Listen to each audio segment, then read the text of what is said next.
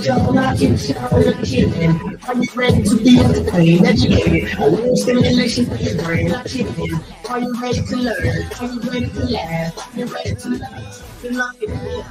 Lock it in. Yeah. The Joe Lockett Show. Lock it in. Yeah.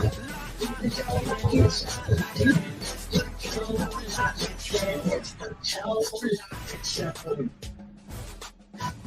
What's up, y'all? Nothing else. You guys are locked into your favorite eating ride. It is your boy Joe Lockett, and you got the favorite eating ride with in the building. How y'all doing? My place, my time, my choice. Let's get it in. Nephew's in the building today. What's up, nephew? Yeah. How you doing, man? You good? Yeah, I'm straight. We got Monique, we got Uncle Roman, we got McClennan Jay in the building. Hey, baby. We got Kate Nestra, all fixes. How you doing, baby? You look beautiful in that picture. I like it. Let me know what you're doing there from. Let's go ahead and give everybody a shout out wherever you at. Let me know where you at. We gonna shout out real quick before I go on the Joe Lockett Show. YouTube, Facebook, go ahead, shout out where y'all at. Let's do it. Let's do it. You take care of YouTube and Facebook. I'll take care of TikTok. Let's get it. What's up, Brianna Queen? How you doing, baby? Monique, how you doing? How y'all doing? What's up, Doreen? I think that's what it is. How you doing? How you doing? Glad you guys locked in. User 49, how you doing? Janika, how you doing? Janika, that's a real name. Gloria, how you doing? Let us know where you're chiming in from, where you're dropping through at on the Joe Lockett Show. What's up, NYC? NYC. What's up, Mildred? How you doing? Still Florida in the building. Y'all on freezing? Don't know why this is freezing. It should be. Let me see here. We have it. Yeah. We've been fighting through it though. Hey, I fixed up YouTube and Facebook on the fly. I'm surprised it worked. Well, hopefully we stop freezing. Let me see here because this here we shouldn't be freezing, but let me do this here before we get into it. Hey, TikTok, if you don't want to miss a second, you can always go to Facebook and YouTube. Right. So you can tune in. You can catch it in real time. You can catch it in real time. So if this is freezing, let me know if it's still freezing. I reconnected the company on my phone. It's actually not working to the internet. So it should stop freezing. All right, guys, we guys are back. Stay locked in. What is going on? How you guys doing? All right, man. We got a lot going on in entertainment news. And today's topic, I want to talk about how dare you tell. Right? How dare you? Yeah, how dare you tell that? I want to get into that today because I got y'all gonna have to let me vent for me, right? I got a small vent session that I want to do. I feel it. You know what I'm saying? Because you get sick and tired sometimes of people when you're trying to do something or you need to do something or you need to move away from something. It means the people closest to you sometimes that hold you back. You know what I'm saying? And that's a problem with me sometimes. That is a huge problem. Y'all, are we still freezing here on TikTok? Let me know. We're still freezing over there. We're still freezing. We're freezing on here. Let's grab your day. My day was pretty chill. It's cold outside. Wow. I don't know. I mean, we was hot the other night. So I'm thinking we gonna deal with some storms for every. Y'all doing okay? Go ahead and hit that like button. I got like 6 weeks into the show. What's that time of year though? It is. It is getting close towards that time of year. Yeah. Yes, can happen down here in Alabama. If you live in Alabama, you know we are the most bipolar state in the South. We are. What's up, Berkeley? How you doing? Okay, we do like coming on now. Y'all hit that like button. Let's go ahead and hit that like button. Let's get us. Yeah, he probably played this. But I need Short tip. I was just put my shirt down. I really wasn't trying to do that. So I just feel like this here, and this whole thing just came over. I'm glad that didn't happen. It was right off of air there. I pulled my shirt down and the shirt just popped up and I was not playing. Okay? I was not playing. Trying to do that, ladies and gentlemen. So, right. And you know who gave me that title, the Cleveland? Oh yeah. That was Trent. Trent all day. What's up? What's up? What's up? Hey, Judge, how you doing? Got locked into the show. Appreciate you. All right, so I'm going to be talking about today on the show, and I'm going to go on once again. I think what I'm going to talk about makes a lot of people can feel me. You're trying to achieve something or you need to lead something. People have the audacity to try to tell you their point of view about it.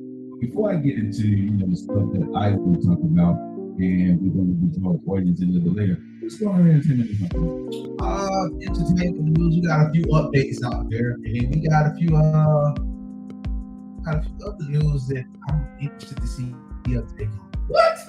Yeah. Well, you're going to hijack me on my own show. A little bit. Because one is reminiscing.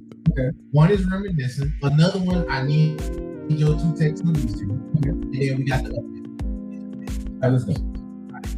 First things first. If you guys want to see what he's doing, go to Joe Lockett Show on Facebook and YouTube, and you guys can see the show live. You can catch it on your TV screen and stuff like that. Hey, Lady J, how you doing, baby? You want to see everything. First things first.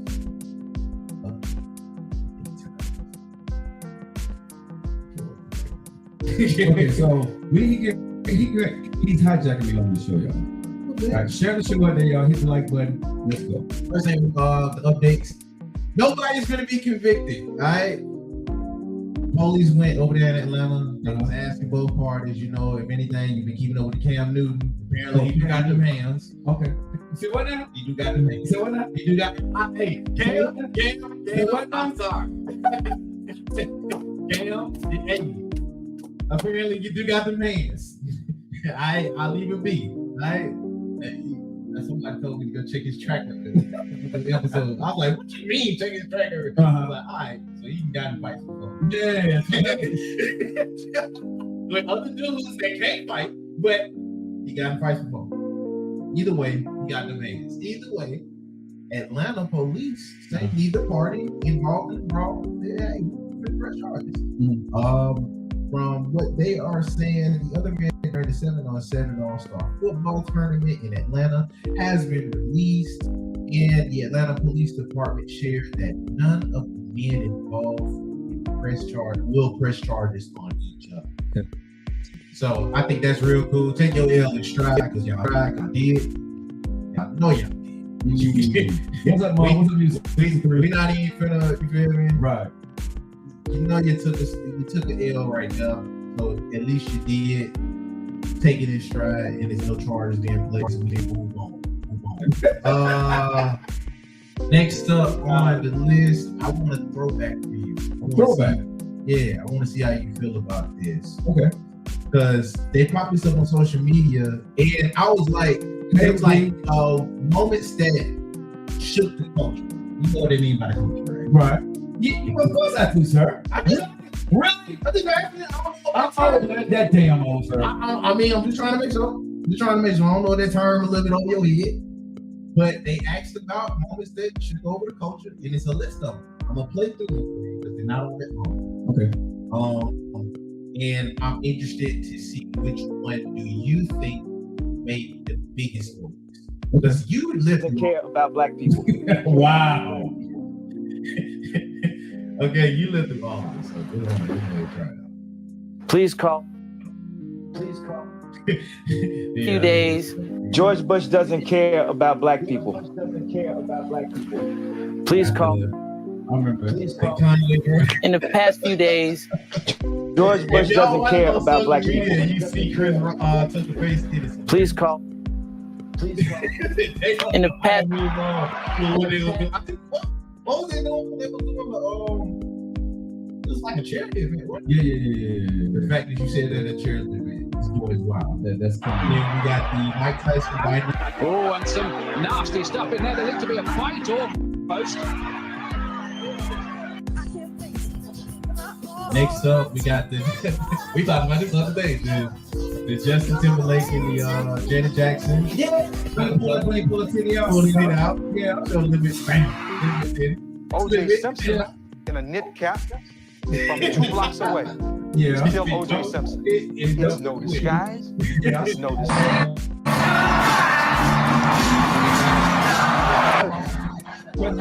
Jada, I love you. Was you concerned with this one? Yes, I was. I didn't feel about that. It's very proud. Work? Yes. That's what's up. Yeah, bro. I'm conservative, but the first black man as a president, I got to rock with that. I could kill less. See, there's politics and then there's being a black man. I feel you. Being a black man. It's going Trump, man. It's going Trump, man. Bro, I don't give a damn. I was on radio. I don't give a damn. How you know me? I said it. You can go back and check the tape. I said, I don't damn how you feel about me. We got a black man as president on rocking. G.I. Jane 2, can't wait to see it. All right?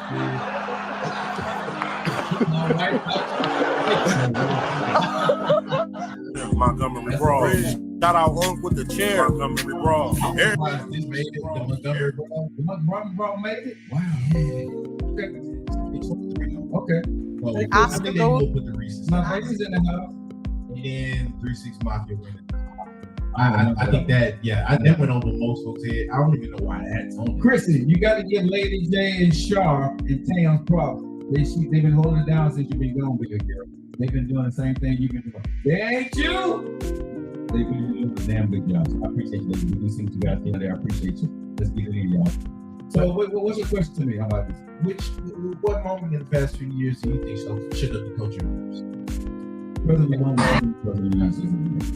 Obama. I think the one that shook up the culture the most and made around the world for everybody was a black man becoming president, because either you was forward or you left.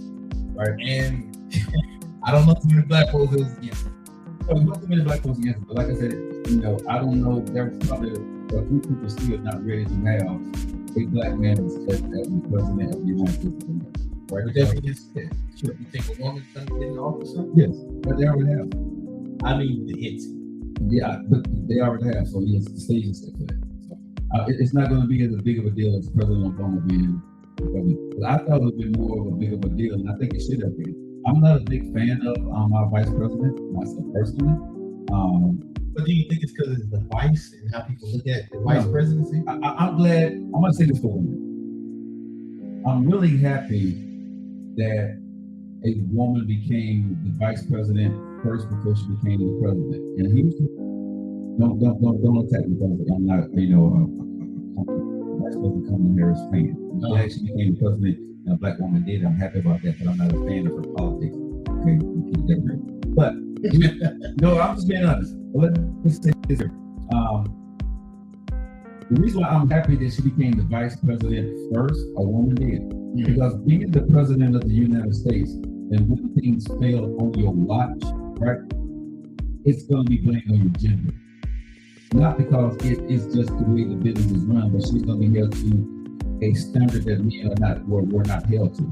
So I'm glad she was able to get women into the spots of being the vice president. And y'all got to thank Joe Biden for that, the president of the United States, because she did not win, she was elected. Okay? We told y'all that before. Stop acting like all the black folks took a victory lap on that. I'm not going to get to no political stance, but I have to take the head off. But at the end of the day, right, she was elected by Joe Biden. She was not elected by y'all. Y'all had the chance. I'm going to say it's illegal law.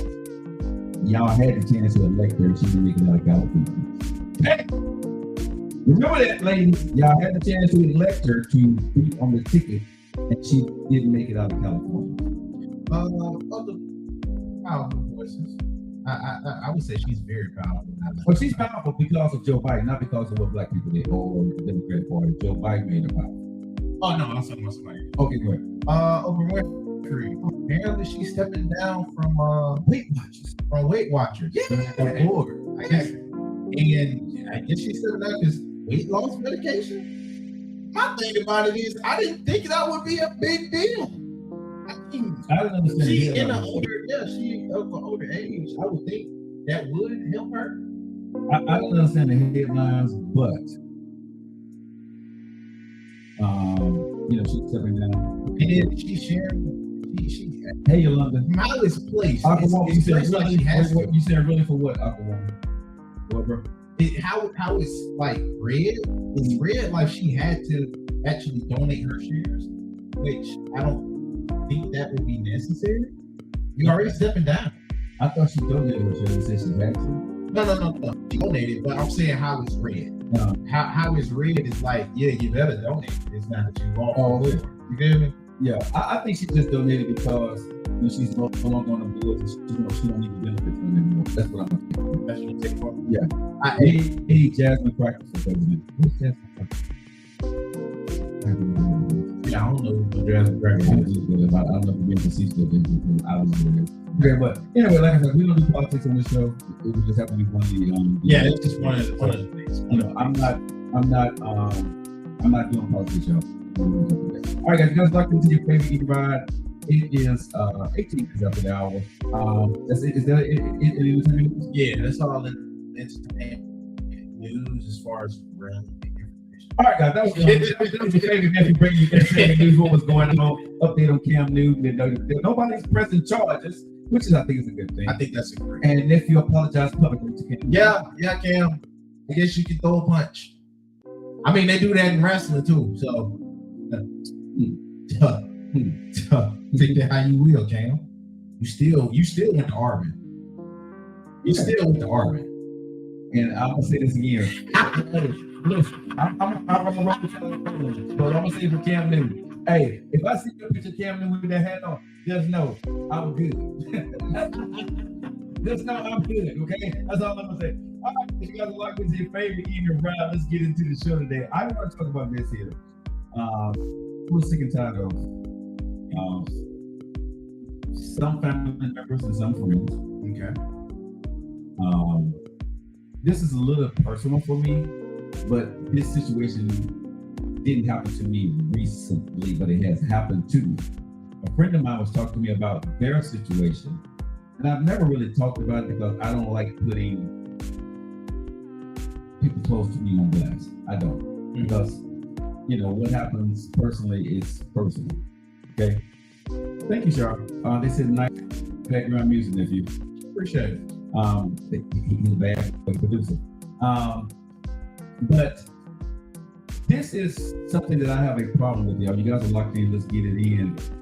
And y'all let me know how you guys feel. You guys can chime in on this topic if you want to. But I want to talk about this, nephew. I want to talk about this a bit, y'all.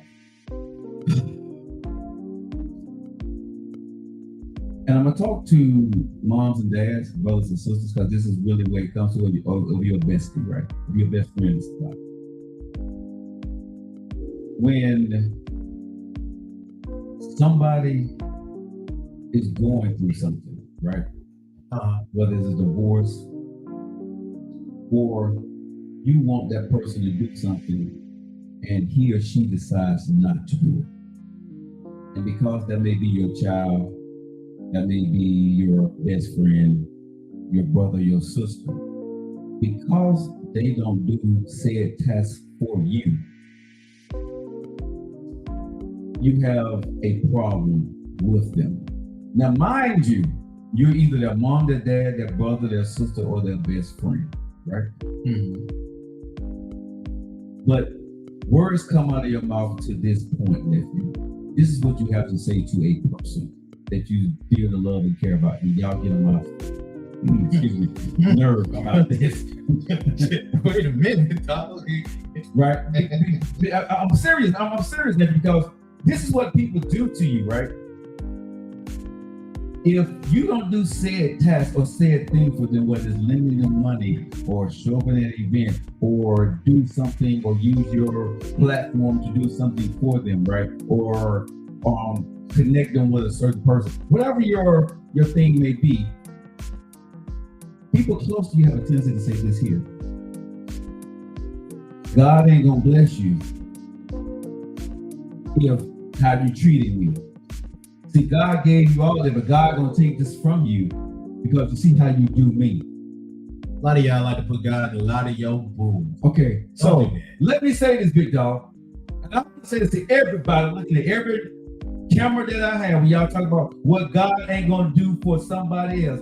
Who in the hell made you God's compadre? Okay? Who? got a friend with everybody. Not for me. No hell in heaven. No. God that I serve, I'm being very serious when I say this. The God that I serve, he ain't gonna talk to my mom, my dad, my uncle, cousin to talk to me. Let me say that again. He ain't gonna go to you and tell you what he needs to tell me. So how are you gonna sit there and tell me what God ain't gonna do for me? You cannot tell me what God ain't gonna do for me because I didn't do for you. Now your ass is mad because I didn't do something for you. You mad at me because I didn't do what you wanted me to do, and you hoping and praying that God is not gonna bless me because I didn't bless you the way you want me to bless me, and you can kiss my ass. I'm gonna be honest with you, you can kiss my ass on that one. Because God don't talk to you to tell me what to do, because the only time, if I'm giving you something, you know God gonna bless you. Right? You're a blessing to me, son. You're a blessing to me, daughter. I love you, friend. But as soon as you turn their back on that friend, they feel you turn your back and you tell them no, right? They want to curse you what God's gonna do.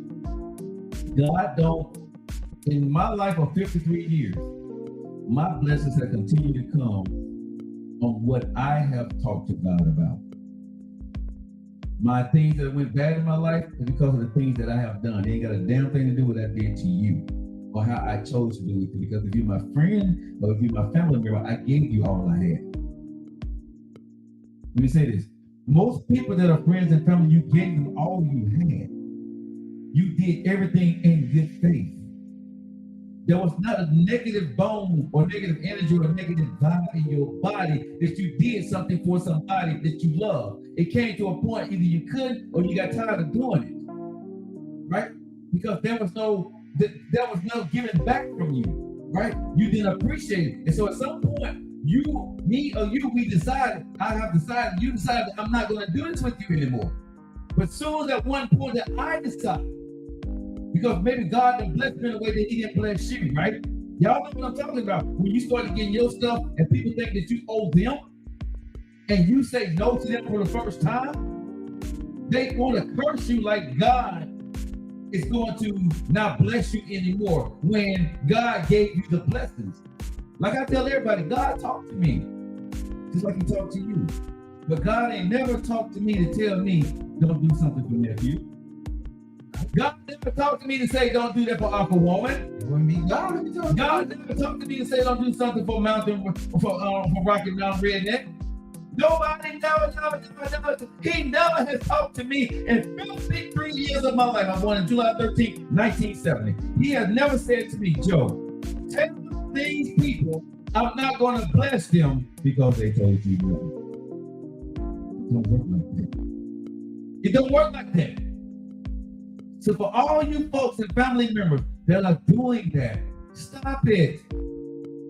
You are jealous, you are mad, and you are putting into the universe your vibes, your vibrations, your prayer to God at that point and saying, because my son, because my friend, because my daughter, because my brother didn't help me, I hope he stopped blessing you. That's what the hell you're saying.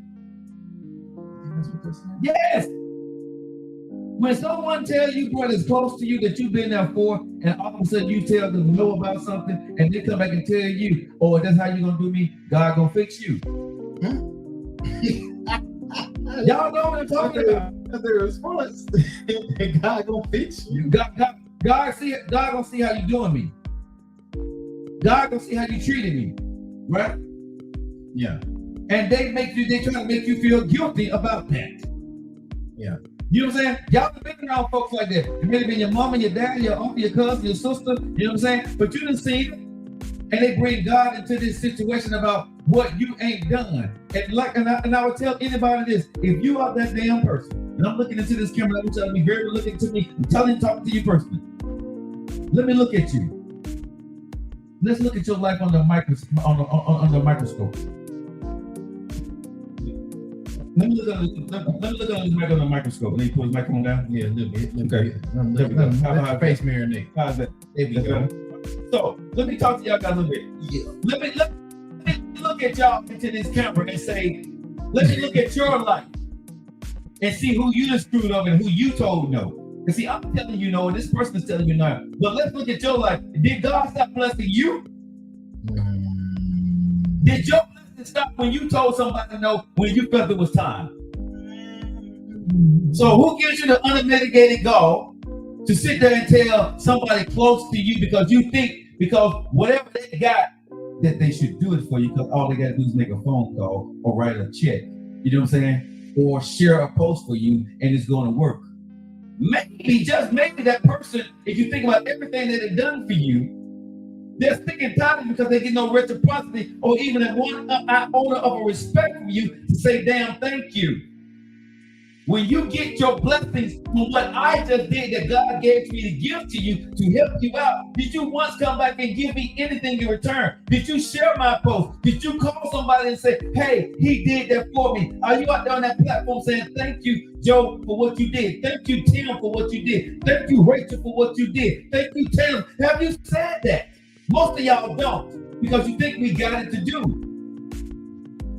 We work hard just like you do. But God did not stop your blessings. So how the hell you gonna tell me that God gonna stop mine? Since when did God start talking to me through you?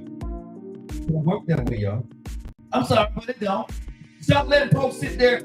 My friend called me, nephew, at 3 o'clock this morning crying because her mom got in her ass about something, right? That her mom was mad at her about. And she crying, bro. She in her 40s. She doing like a 12-year-old child, right? Because she, of course, want to make her mom happy. But she had to tell her mom no on something, right? And she was like, I can't believe, what the things her mom said to her. And her mom said to her that God ain't gonna bless you. That's why I'm on this tangent. Oh, mom said. Yeah. Yeah, MD, God does send messages, but God doesn't send negative messages. You know what I'm saying, through people that's gonna talk crap to you.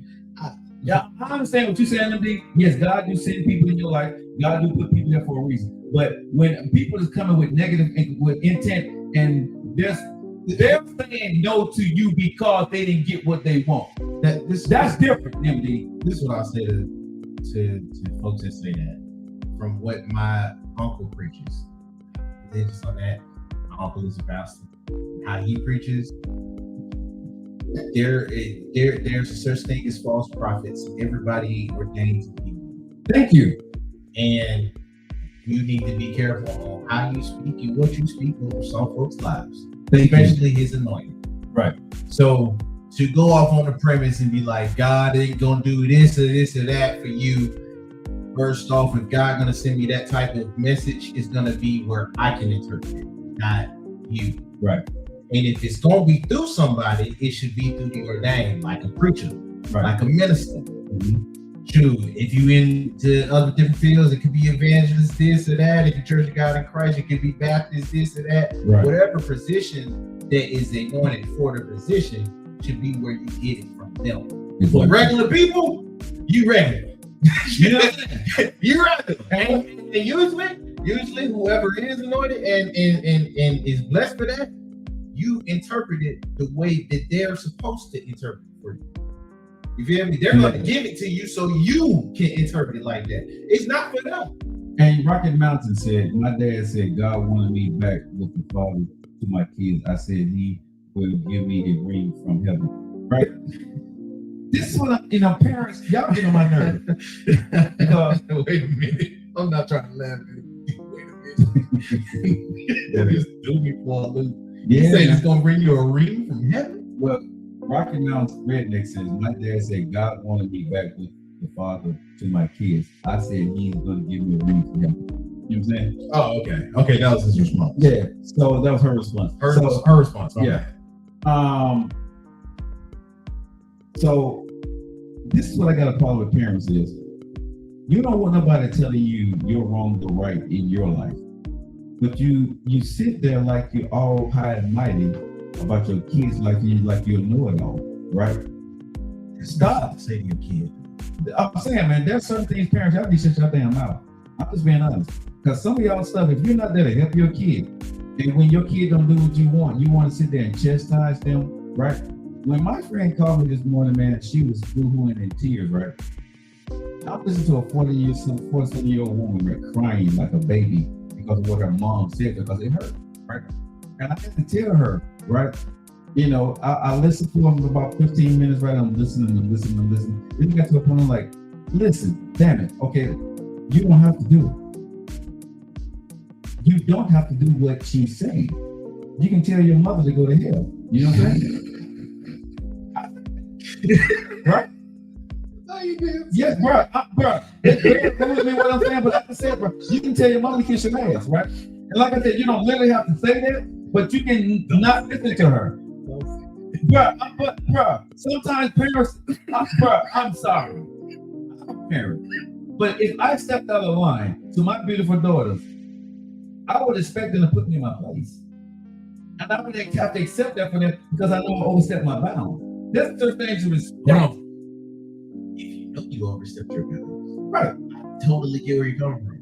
But if you don't feel like you did, and they do try to check you, if that's gonna lead to something else. No, if my child checks me, I know I overstepped my bounds. No, what I'm saying is because usually if I'm talking to your child about something, it's something about them. They're not talking about you. You see what I'm saying? Well, I get it for you because of the dynamics that you constantly place when it's you and your dogs. Right. Y'all have that type of relationship where if they have to come at you for something, it must be that I stepped out of something. Exactly. But for other folks, they might have, and rock with me on this because I have to build it. But for some folks, they might have the type of relationship where it's very communicative. Like there's a lot of communication there, but no real defined line.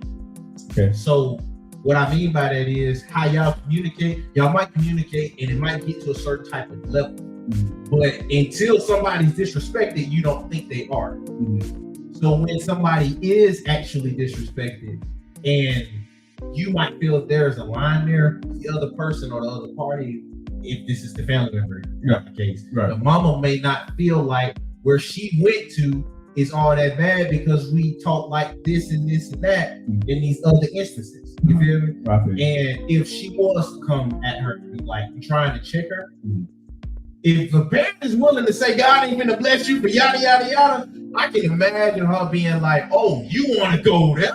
And now it's antagonizing. Now she gonna try to provoke you because now you think you somebody you not. I'm your mom. Right. And a lot of parents move like that. It's only so many instances I can go with my parents, but they'd be like, "Shut this down." And that's what I'm saying. And I agree with you 1,000%. And thanks for explaining that in such a great fashion there. You're right. But parents got their place, man. Sure. If you're not encouraging your kids, there's a such thing as protecting your kid and giving them advice, and then invoking your emotions and feelings of what you think they should do in their life. It's different, right? Kids have to make their own mistakes. You have to allow them to be able to spread their wings and make mistakes. My job as a parent, your job as a parent should be there to catch them if they fall and give them advice. But you cannot stop your kid from walking in the street if they decide they're grown and want to walk into that street. You see what I'm saying? I'm sorry, mom and dad. You cannot use your title as a dictatorship in your grown kid's life. Y'all gotta stop that. Let me say that again. Yes, you will always be my mother. You will always be my father, but you're not my goddamn dictator. Parents. Yes, you raised me. Yes, you wiped my hand behind. Yes, you changed my diapers. Yes, you put food on the table. Yes, you put me through school. Yes, you did this. Yes, and yes. But now, I'm your child, and I'm grown. I respect you. I say yes, sir, and no, sir. Yes, ma'am, and no, ma'am. I cannot talk to you about certain things in your life, whether you're single or whether you're with my father or my mother. And there's certain things that I offer this to you. And if I say to you, mama, if your kid says to you, mom and daddy, I want to talk to you about that. That's what they mean. And you should respect that because they are grown. You did your job. You raised your kids. Leave them the hell alone. Let them make their choices. And don't sit there and try to tell them what's going to happen to them if they don't listen to you because they didn't listen to you. The problem I got with y'all is, let me put a microscope on your ass. Let me put a microscope on you. Did you listen to your mom and daddy? My parents tell me they did. No, the inch that you trying to put on me, right? That you trying to make me fall and abide by. Some of y'all mamas and daddies, my grandma and granddad is still living. Their grandma and my granddad is still living. Are y'all doing the exact same damn thing? Are y'all close to y'all family? And a lot of times the answer is hell no. So how the hell are you gonna tell me what to do? How the hell are you gonna change if you're not even living the stuff that you're telling me? No, you want the life to be comfortable for your ass. You want me to do and kiss your behind the way you want me to kiss your behind, but you don't want me to live my life like you live yours. That's not gonna happen, families. It's not gonna happen, moms and daddies, sisters and brothers and best friends. You gotta stop stepping your bounds. You have to stop. You got to give your friends, your brothers, your sisters, your kids, you gotta give them space. If you love them and you are their mothers and fathers, their brothers and sisters and their best friends, you're gonna love them regardless of what the hell they do and what they tell you. You're gonna love them regardless. You're not gonna wish bad on them. You're not gonna condemn them. You're not gonna damn them to damnations and say what God ain't gonna do. Really? Really? That's what we doing, y'all? Besties, brothers and sisters, mothers and dads. Really? That's what we're looking at in this society? That's what we are now? I gotta get a friend to call me at 3 o'clock in the morning crying because her mother said some trifling BS to her. And it made them, I guess it made the mama feel good or better because you can get your daughter emotionally attached with tears at the age of 40 and make her feel like she did something wrong because she didn't listen to you. You're wrong. You're wrong for that, bro. I'm saying it probably just made her justified. It probably for her to do something like that, and I doubt the daughter really cried or was that emotional around her. But because a lot of folks hold that in, and they keep it G face, but it cuts you deep, man. So when you get behind the clothes, though, you're like, you gotta hit that ugly cry. Brianna says, my son tell me no on something, and I respect that. Recommends a nephew. So when I moved out at 18, I went a little crazy. Oh, hey, she said her daddy was dropped her off at the prom in a minivan and sat out there the whole time. She had to get when she came back home. She said she went and put her jeans, a t-shirt on, and some Converse. She snuck out. And she said when he hit 18, I'm guessing not. When she hit 18, she was out though. Okay. But golly, I mean, that's detail shit I ever heard. You can sit outside during the prom. Now, and that's the dirty. But in that case, I would say the father, that's the difference in kids protecting their kids. You're under 18, in high school. Yeah, I'm okay with that. You okay with him sitting outside? I don't like it, but whatever reason he felt he had to go do it for his child, I respect that position. That's not me, but I respect it, right? And parents know their child. You know what I'm saying? So if your dad sitting outside the prom in the middle of you ain't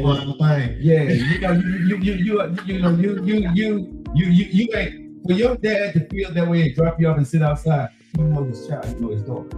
And so at the end of the day, whatever that may be for you right now, you know why your dad was sitting outside that prom. You know what I'm saying? But we know that like it ain't some daddies out here that's overprotective. I'm okay. And they don't want nobody. They don't even want to imagine they a girl with that type of. And bro, as long as that you're a kid under their roof and you're in school and high school, I'm okay with the overprotective parent. I think it's not necessary all the time, but I'm okay with it. What I'm not okay with, and I you know what I'm saying, I don't like it, but I'd rather for a parent to be overprotected and not protected enough. Okay. I got you. I got you. I get where you're coming from with it, because they're not going to be in no instances where they're going to be in danger. The parents may be overzealous with it, right? But they're doing it out of love. I got a problem with the parents when your kids get grown and you steal that. That's a problem. Because at some point you gotta let go. Now, if your kid become 18 years old, 19 years old, they move out your house, right? And you still trying to do stuff like that, you out of pocket then. You see what I'm saying? Now, if you're still on your mom and dad's roof, you still got rules and regulations you gotta follow. Once you leave out your mom and dad's house and you live in your own life and you choose to allow your parents to be a part of your life, instead of being parents, we choose to allow you to be a part of our life. Just because you raised us right, true. Don't mean I have to allow you to be a part of my life when I walk out your house. For some folks, when she hit that 18, 19, I don't have to. If I walk out your house, I don't have to ever call you again if I don't want to. It's a cutoff.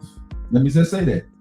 Just because you was a good parent and you gave me a roof over here and put few shoes on my feet and you walked through the snow for 300 miles to make sure I was going to eat, I got you. But I don't have to talk to you once I leave your house. If you're not paying my bills and taking care of me, I don't have to answer your phone calls. But if you raise me right, I will. Somebody said some parents never stop parenting, and another question was, is she living with her mother? I think those are she's living on her own. She's rich. Wait a minute. She's financially independent. Very. Oh, then something else must have something else must have happened to get her like that. No, she valued my mom's opinion very highly. She loved her mom very much. Things her mom say to her affects her because she loved her mom. Her and her mom got a bond. And her mom knows she can sway her daughter like a puppet. Okay, so she knows this at the end of the day. So that, if her mom says something to her, she knows her daughter is going to get emotional about it because her mom said it. You see what I'm saying? Money didn't change who she was to her mom at the end of the day. So she has never, I would say since the age of probably 21, maybe a little bit younger, she never needed money from her parents. She was good. She made plenty of money. She good to the good. So it's not a financial situation, right? She got cars, she got houses, you know what I'm saying? She got bank accounts in places that she good, right? Hey man, is she sending out applications for sugar money? She may be. I'll check with her. I'll check for you. Right? I'll check with her. But she's a good friend of mine, but I love her to death. But to hear her crying, bro, like a little baby because what her mom said to her, right? Mom was way out of pocket, man. I was pissed.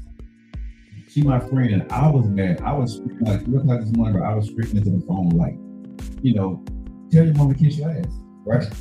You know what I'm saying, bro? This is my little words to tell your mom to kiss your ass, right? Your mama. No, but I'm just saying because what her mom was telling her, bro, was BS. I told her, I said, you grown.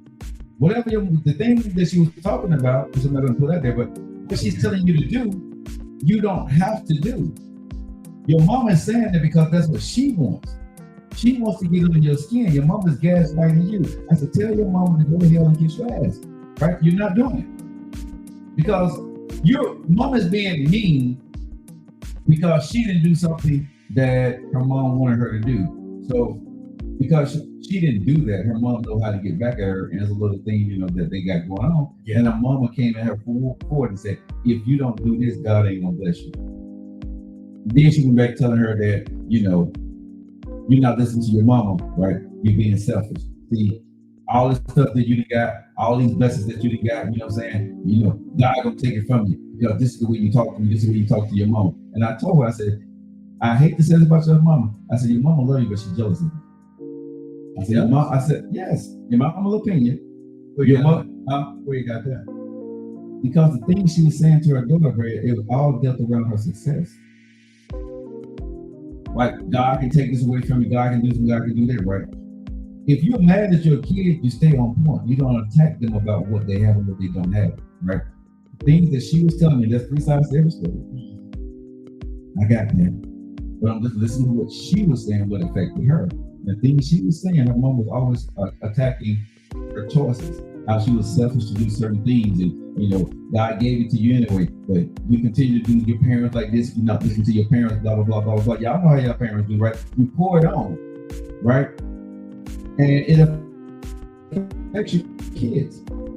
And she's boo-booing crying like she's not for the break. It was like she was probably like 10 years old with you. I mean, she's not running all her nose and stuff, right? I'm sitting there right, man. And I'm pissed. It's friend of mine. I'm like, I want to call her mama, right? And call her the hell out. Because I'm like, why? It wasn't my thing. But when she called me, it's like she's like, I don't know what to do. Should I listen? I said, I don't listen, Mama. I said, no. I said, what makes you happy in this situation? Your mama don't have a dog in the hunt at all about what's going on, right? She did everything in this situation. It's all in her ballpark, but her mama wants her to do it a certain way, and if she don't do it a certain way, because what mama say, she brought religion in, and she brought, her and her daddy in, and how, it's going to affect the family because we're going against what we say. Man, come on with that crap. I mean, seriously, bro. Mama would have slapped cold. I would have hung on my mama because I would have cussed out if I was her. I'll say this. You're absolutely right, Sparks. Speaks to real. It was control. And she knew she can control her daughter once she gaslighted her. See, some of y'all parents know if you say something, because this is what parents do. Do it for mama. Oh, yeah. Do it for dad. My parents stay dipping me. Oh, they know exactly how to get me. Right. Because it's like, my mama, she like... Exactly, right. Manipulation. My mama need anything. Right. She know exactly how to pull it out. And then my dad is going to be like, oh, yeah. I know how you feel about your mama. But you never been. And so now it's like, because I ain't with that. Right. So I got to go the same way with you. Right. But like, man, them boys, they fuck you know, a parent will be proud and want the best and better. Let me say this, man. Depends. I think parents want the best. And some of y'all parents think your kid's success and failures is yours. This is the biggest problem I see with parents. I got to talk about this today because parents, y'all think because you did what you were supposed to do as a parent, which was put a roof over our head, the food on the table, right? And make sure that we were okay till we're 18, that we owe you the rest of our lives and we don't owe you a damn thing. Your kids don't owe you nothing for doing what you're supposed to do as a parent. I'm sorry that you worked so hard. I'm sorry that you was always broke and you worked 2 jobs to pay for it. I'm sorry that you had to do that for me. If that was your job, was parent for your kids were. But damn it, you had that kid. I'll say this. I'm a paint it like a scenario, but it's a friend of mine. All right. I have a friend. I'm painting like a scenario. Yeah, I'm gonna go through exactly what happened. I'm just not using that. Okay, go ahead. But this scenario it's a friend of mine. She went to school for nursing. Mm-hmm. Now, at first, she didn't really know what she wanted to do. Right. So nursing kind of fell into her lap, right, as an option. And she was like, okay, well, I don't have no other options nowhere else, and I'm not trying to go to the Army. So sure, let me try out this nursing thing. She went into it, did it for so many years, but through the whole time, she was figuring out this ain't really me. Now, in the process of doing all of this, when she said she's doing something, she go all the way in. So in nursing school, she's doing nursing school, and she's also being a patient caretaker. If anybody know the patient caretaker position, that is tedious. Okay. And it's a very pressing job. Because to be a patient caretaker, you have to take care of the patients in all manners. Right. So she was, like I said, she going to nursing school, she going full head first into everything. Thank you guys for sharing the video. But in finding herself and seeing what she likes, because she didn't even know that, she started to realize, this nursing thing might not be for me. So I kind of want to get out of it. And in the process of her trying to get out of it, from my angle, like I said, I can be wrong. This is me looking outside in. But the person that know your situation, I'm bringing this up, I'm pretty sure you're going to fact check. Okay. But at the same time, it's my perspective from seeing it. Because when she would come to me, she's like, yo, Cliff, this ain't me. But I have no other options, and I don't want to let my folks down because they put me in all of these other things. And when she did get around to shopping, she got a whole different side to her family, well, her parents. And she was like, I can visibly see them ashamed of me. and how they handled me from things that I was interested in, it was careless. It's like whatever. Right. And it literally pressured her to go back into it because she's like, I didn't feel no real strength in whatever it was I started to like. So I became ashamed of liking it. And now I'm in a place where I don't even want to fool with it no more, even though I had enjoyment with it. And now she's back in the same routine she was before, but she's just not happy. But she don't want to let her folks down. She around my age, but she don't want to let her folks down because of all of what they did into it, how it's yada yada yada. But everybody in the situation know for a fact it's like something she want to do. Okay. So tag her in this. Do me a favor. I got you. Send it to her. Send it to the deal. Send it to her. Baby girl, Uncle Joe got something to say to you. You're grown. Okay. The mom and dad love you. They put you in position to do whatever they felt that they thought was best for you. It's your job right now to live your life. Yes, you may disappoint your parents, but you better make yourself happy. Your mom and dad have disappointed somebody along the way, but they chose to live their life the way they chose to live it. You can't allow your mom and dad to dictate what's going to make you happy, right?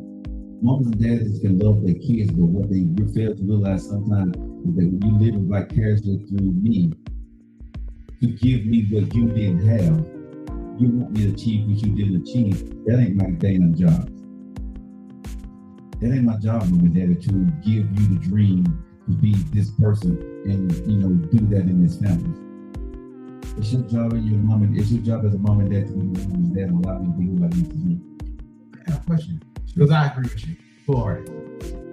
My question to you is, what if it's the other type of way around? Like not achieving what they didn't achieve, but trying to have to go down the same route.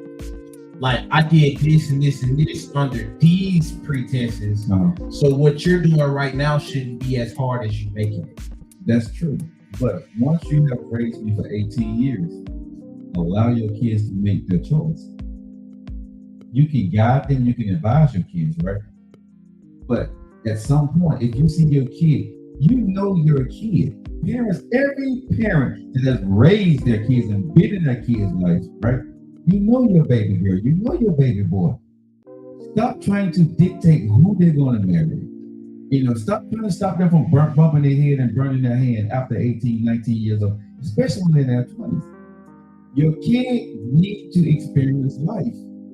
They're going to make mistakes, mamas and daddies. Y'all made mistakes. Some of y'all kids was a mistake. You just turned to love them. Laugh, be mad. Some of these kids wasn't playing. Okay? People want to say kids never mistake, but some dads weren't trying to get their mom pregnant. And some mom wasn't trying to get pregnant at the time, but you became a real blessing in your life, okay? And they love you. My mom was 19 years old. I'm gonna go out and venture to say they love my black ass, but I was a mistake. Wow. No, I'm not hurt by it. My mama was 19. You can't tell me my mama got out of high school and said, damn, I want to have a baby. Really? Really? You gonna tell me my mama said when I graduated from high school and she didn't graduate? So I didn't have a high school education in the 60s, right? And that's what I want to have my baby now. Back in the 60s when segregation going on. I want to have another black baby, black boy, black girl. Really? Bro, they weren't trying to, my mama wasn't trying to have that. My dad put that game on and max, you know what I'm saying? We shot at the club, you know what I'm saying? It is what it is, but that's the truth. Oh my God, okay with you. Bro, y'all can get mad, but I gotta be, look how old your parents were. They weren't really trying to have you. It happened, they love you. I'm a blessing to them. I became out, I'm glad. But bro, I'm gonna say like, my mama sat there and my mom and dad sat there and said, we're gonna have this kid and we're gonna have this great life for him. We're gonna do this thing. That ain't what the hell happened at 19. I'm gonna believe the lie my folks told me. Well, you believe that crap if you want to. I'm okay with what they said, but I'm a grown ass man now. I'm understand what happened, and I'm cool with that. You know what I'm saying? Because she became an awesome mom. My dad was an awesome father. They handled their business with what they did. You see what I'm saying? Yeah. And I'm a result of I'm here. So I can't be mad, but of course your mom ain't gonna tell you your mistake. You know what I'm saying? She ain't gonna say that. Oops, baby. Right? You know what I'm saying? Dad ain't gonna say, you know, yeah, I got your mama waiting on that one of them nights, you know what I'm saying? He ain't gonna say that. But you know, when you as a grown man, you understand the premise of what happened. Oops. Bro, I'm oops. You know what I'm saying? Bro, listen, 19 in the 60s. Yeah, that's 68, 69 mother games of bro, it just coming out of and you want a baby? You want a baby? A little black boy? A little black girl? Come on, man. That was no. And you gotta go back and tell your mama and yet hold on. And they wasn't married. They was not married. Russell was out of wedlock. Yeah. Oh man. Yeah. So I was like, yeah, baby, I'm gonna get you pregnant. I'm gonna do that. We're gonna live a happy life, and he's gonna be a radio talk show host, he's gonna be on TV, or he or she, they're gonna be good. Let's do this thing. In 69, kiss my ass. That's a lie. You know what I'm saying? That's a lie. Right, ain't no way in the heck. I am that child that was a mistake. It turned out to be a blessing and good for them. I'm cool with that. I'm not damaged. I'm not hurt. I'm not, you know what I'm saying? It probably felt some kind of way if mama would have said that to me, but at the end of the day, that is what it is. He said, WTFs. But listen, y'all is crazy. But bruh, when you become grown, you got to have that grown folks conversation with yourself. Your parents say what they need to say because they love you, because they do what they have to do to raise you as a child, whether you're a girl or a boy. Yeah. But as a grown ass man, bro, there's no way in the hell you're gonna tell me my mama said, "We got a high school education, we got a baby, and I'm not married yet." Really? That's what she said in 1969. And she wanted to say. And she wanted to drop it. That's what my mama said in 1969 because I was born in 70. So my dad started the club in 1969. Right? 9 months prior to I was born in July. So 1969. So my mama said, yep, come on in, shoot the club. I want to be pregnant, I want to have a baby, and you were not married. In 1969, that's what she said. At 19 years old. I don't know what your mama said. That's what my mama said in 1969. I want to be pregnant with a child in 69, not married. I don't know what it is. Come on, bro. You know what I mean? It is what it is, but stop it, right? But I'm cool because I understand it. I was 19. I had my first daughter, I was 21 years old. It wasn't a mistake, we planned it, but it was different, right? I think her mom was like 45 years old than me. So we talked about it. We knew we wanted to do, right? And Sabrina, she was a Canadian child. You know what I'm saying? So that's shout out Sabrina. Yeah, you know, no, she go by Shamaya. She by my brother. I didn't want her to have my last name. My actual mom name. They my daughters. My mom girl. You couldn't have a girl, she had me and my brother. So I had a girl, my brother had a girl, my mom could never have a daughter. So I let my mama name my two daughters. Sabrina and Celine, those two names. She good with them too. Yeah. And here's the crazy part about me and my mom and my parents were really fucking. That's crazy. That's crazy. But don't have me add up the two. But like I said, that was a good time and bad time. That's family. You know what I'm saying? No hard feelings with anybody, right? Everybody living their life, but at the end of the day, I'm always gonna tell the truth in this platform about the good times and bad times. It is what it is. Let's see. We were married with children more than 80%. So marriage is intentional. I think marriage is intentional. I do believe marriage can be intentional, but I do understand. Hey, y'all, I'd like to make it to 20,000 today. Thanks so much, Christy, Shar, and Lady J for doing what you guys doing out there. But I'm going to say this, parents, you have to get out of your kid's life at some point. Because your kid, your friend, your family, brother, sister don't give you the money, don't make the phone calls, don't give you, don't do what you need them to do. Can y'all please do me a favor? I'm so serious about this. This is where this conversation started from. Can y'all stop trying to dictate and gaslight people with your beliefs or what is not going to happen for them because you're not getting what you want? It's very childish. It's very selfish. It's very controlling, and it's very manipulative. And that ain't love. Huh? Don't forget that petty. And petty. You know what I'm saying? That's not love, man. When you get mad at your child because they don't do what you want, and because you're mad, you want to say something to hurt him or her. Well, parents throw tantrums. As much as y'all don't want to admit it, some of y'all throw tantrums too. And looking back, yeah, it's a few of those times. I'm sure my parents did those stuff. Right. Especially given however I responded to it. Now, do they do it today? I don't know. I'm not even caring at this point. Exactly. But I have seen parents go and get met with some realism, some much needed realism, right, and don't want to address or be accountable for it. Good point, Eric. Like it's some parents out here that don't want to be accountable for what it is that you need to be accountable for. And the last person that you're gonna ever really listen to if they give you accountability is gonna be your offspring. For most parents thought. Yeah. Like most parents, like I get it, but you, nah, you stay in your place because I'm your mom. Let me ask you this, right? Because I have a problem with this as a grown man. Your parents trying to tell you something, but their parents are still living, and what they're trying to tell you to do, they're not doing themselves with their parents. How do you feel about that? Meaning, it's hypocritical. You know what I'm saying? You're sitting here telling me how I should treat you, right?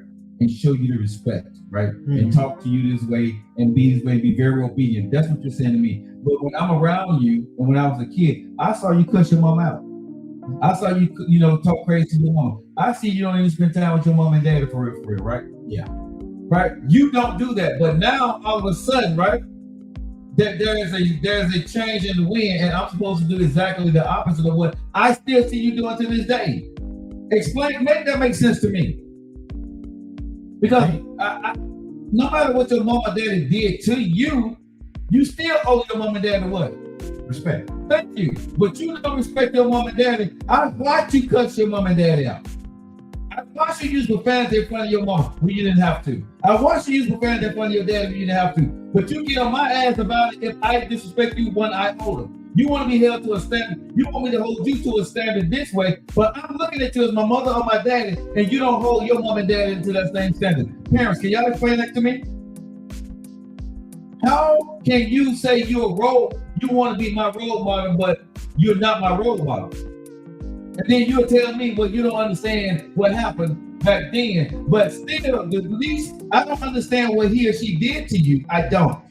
They being a role model. They're showing you the role of the. Thank you. So how can I sit here and respect what the hell you're saying to me when you are disrespecting the woman and the man that brought you into this world? I see this often. Listen to what I say, but don't watch me closely. You see what I'm saying? Don't do as I say, not as I do. I'll leave your house. I'm being so real. Parents, seriously.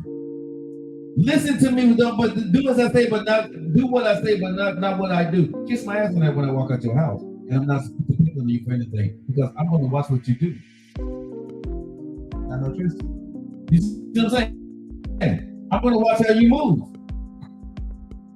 Right? Because you can't require me to be some kind of way. And I watch you abuse other people. I watch you talk to your parents all kind of ways. And then when me and you, if I'm having a respectful conversation, yes or no, sir, you want to chastise me quickly on saying something a little bit out of line. But I thought you blatantly curse your mama out. Really? That's what we do, parents? Kids, I'm going to say this to you, man. You got to make your own decisions. And I know sometimes it hurts to go against your parents. And I'm not telling you guys to strain your relationship with your parents like I have. But the one thing I had to learn, man, is that my happiness as a grown man is more important than having a relationship with my parents. Let me say that again. My happiness is more important to me than having a relationship with my parents. Because some parents will push you to the brink and make you feel that if you don't do something a certain way, you're wrong. I can't be wrong when I have my own grown kids that I got to worry about. I can't worry about trying to be 12 years old and I'm 50, right? I can't worry about that no more. I got to worry about those two girls that I got in front of me and being the best parent I can for them. If you don't see with your kids and the beauty and the respect and the honor that your kids have brought you to this point, I'm sorry, daughters and sons, you gotta say damn mom and dad at this point. You gotta live your life. And I mean that. I said exactly what I said. You got to say forget mom and dad and you got to live your life. I know that sounds horrible.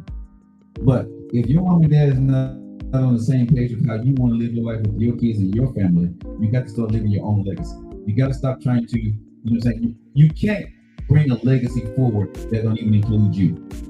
You can't bring your mom and dad, your sisters and brothers' legacy forward if they're making you strain, because you're going to strain your kids. Who wants that pressure? Right? And a lot of times these moms and dads that saying stuff, they have not contributed anything to your life as an adult. They're still holding on to their war stories. They're holding to their glory story of what they did for you when you were 12 years old. Who wiped you behind? Who was there when you got on the playground and got into a fight with little Jimmy, right? I was there. Who was there when you needed that $100? I was there. Man, that's what a parent's supposed to do. Now, if you're a kid that comes to your mom and dad and you're grown and they're bailing you out and paying your bills, shut the hell up and do what they said they're gonna do. Okay? Okay. But if you're a grown ass woman, a grown ass man, you don't owe your mom and dad, and I'm gonna say this mom and dad, I don't give a damn if you get mad at me. Nothing. I owe you respect. I say yes, sir, and no, sir to you because you're my mom and dad. I'm gonna love you. You gotta listen to me. And I don't have to talk to you. I'm not going to disrespect you. I'm not going to put a stain on your legacy of what you're doing, but your legacy stops there. What I'm going to do with my kids, what you should do with your kids, is what you're going to do. You're not a bad child. Let me say this to every kid, a brother or sister, best friend, listen to me. You're not a bad person. I want y'all to hear me in the back. You're not a bad person for telling somebody no, for doing what's best for you. You're not a bad person for living your life. You're not a bad person. Don't let nobody, your friends, your brothers and sisters, your mom and dad, make you feel guilty and guilt you into doing what they need you to do because you know you're their child. God that gave you more than that He gave you, and you're supposed to bless the whole family. The hell you is. That ain't your damn responsibility. Mom and dad is not your responsibility. It's up to you how much you give. You dictate your charity to your family. You owe nobody nothing if they didn't help you get it. And parents, yes, for 18 years you did what you needed to do to get me to be a prosperous person, a productive person in this world. But I owe you nothing.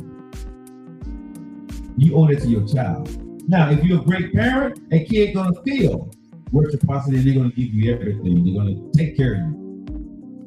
But if you gotta tell your child, it chastise your child, or try to make them feel like they're 12 years old, and I'm your mama and I'm your daddy, you're gonna listen to me. You're 30 years old, you're still gonna listen to me. You're not gonna, man, I'll walk out your house just quick, fast, and hurry. You know what I'm saying? I'm not gonna disrespect you. We're gonna walk out your house. You see what I'm saying? Yeah. You my mom and dad, you raised me correctly. Now, but don't push me, because I'm close to the edge.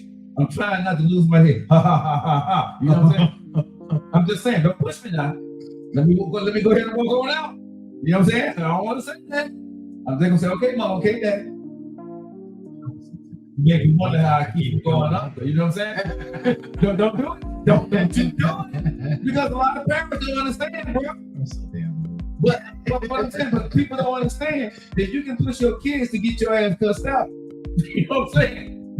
You can push a good kid, bro, to cuss A kid that love his mama, that love his dad, his brother, his sister, you know what I'm saying? Or your best friend, you can punch me and I'm gonna cut your ass out. I'm gonna put you in your place. Don't do that. Bro, if your kid is grown and they trying to get away or walk away, you know what I'm saying? Step back. Love them enough and respect them enough to give them that space. Just like when I was a kid, or your sister, your brother, your friend, and we made choices not to do things for you, did things for yourself. Allow me that space. If you love your child, you allow your kid to tell you no. Your kid's success is not your parents' success. There's a correlation of how you raised them. But what they did with what you gave them, right, is a freaking blessing. But they don't owe your brother, you don't owe your sister, you don't owe your best friend, you don't owe your mama, and you don't owe your daddy a damn thing that you worked out for. But if you're a good person and you know what they did for you, you're going to handle your business. It goes without saying.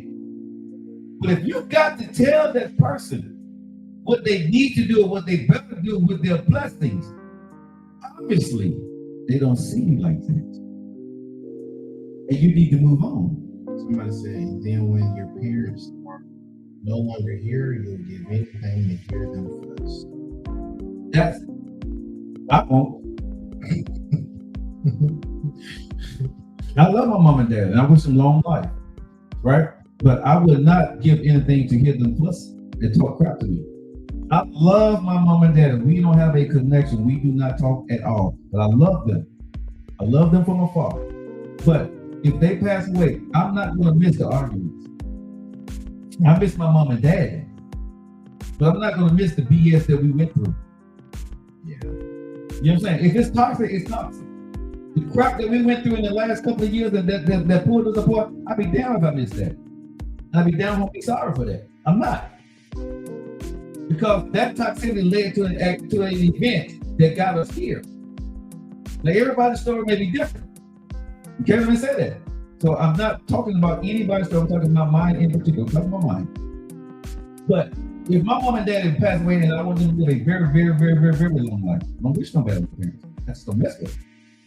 But I'm not going to miss them so I can argue with them. I'll miss them because I want them here.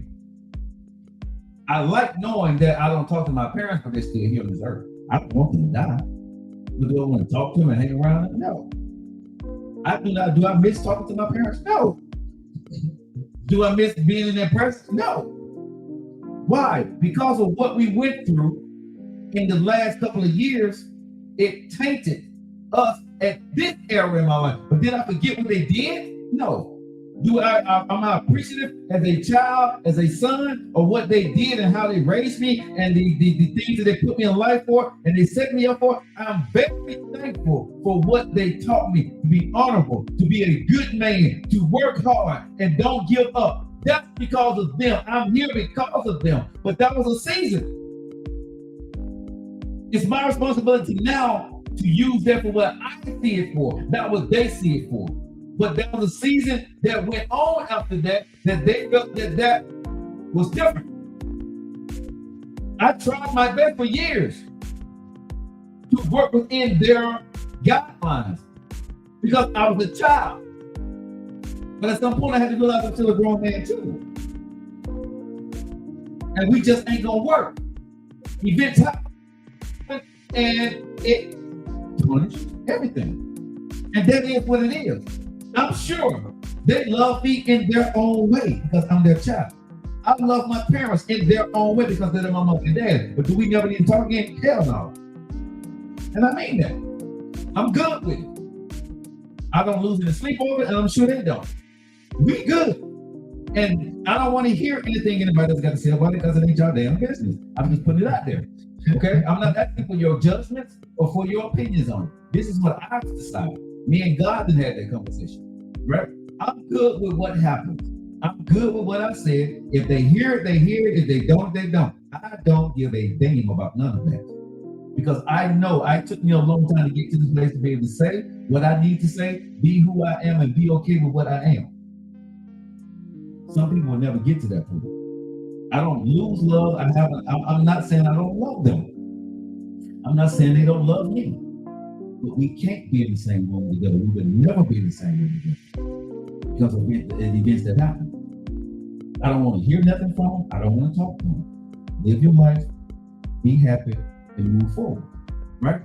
And some people that have been in situations don't want those of mine except for a few people, but some of y'all have been in situations and you get what I'm saying. Right? You get it. But this is not about me nor my parents. But I'm sharing this story with y'all because you got to live your life, man. You still got to go be happy. God is not going to stop blessing them because we don't talk. You see what I'm saying? He's not going to stop blessing them. He's not going to stop blessing me because I don't talk to my parents. Because God knows my heart and God knows their heart.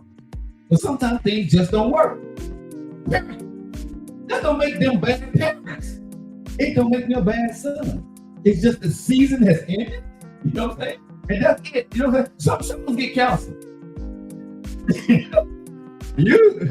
You comparing this to the counseling show is crazy. But bro, you know what I'm saying?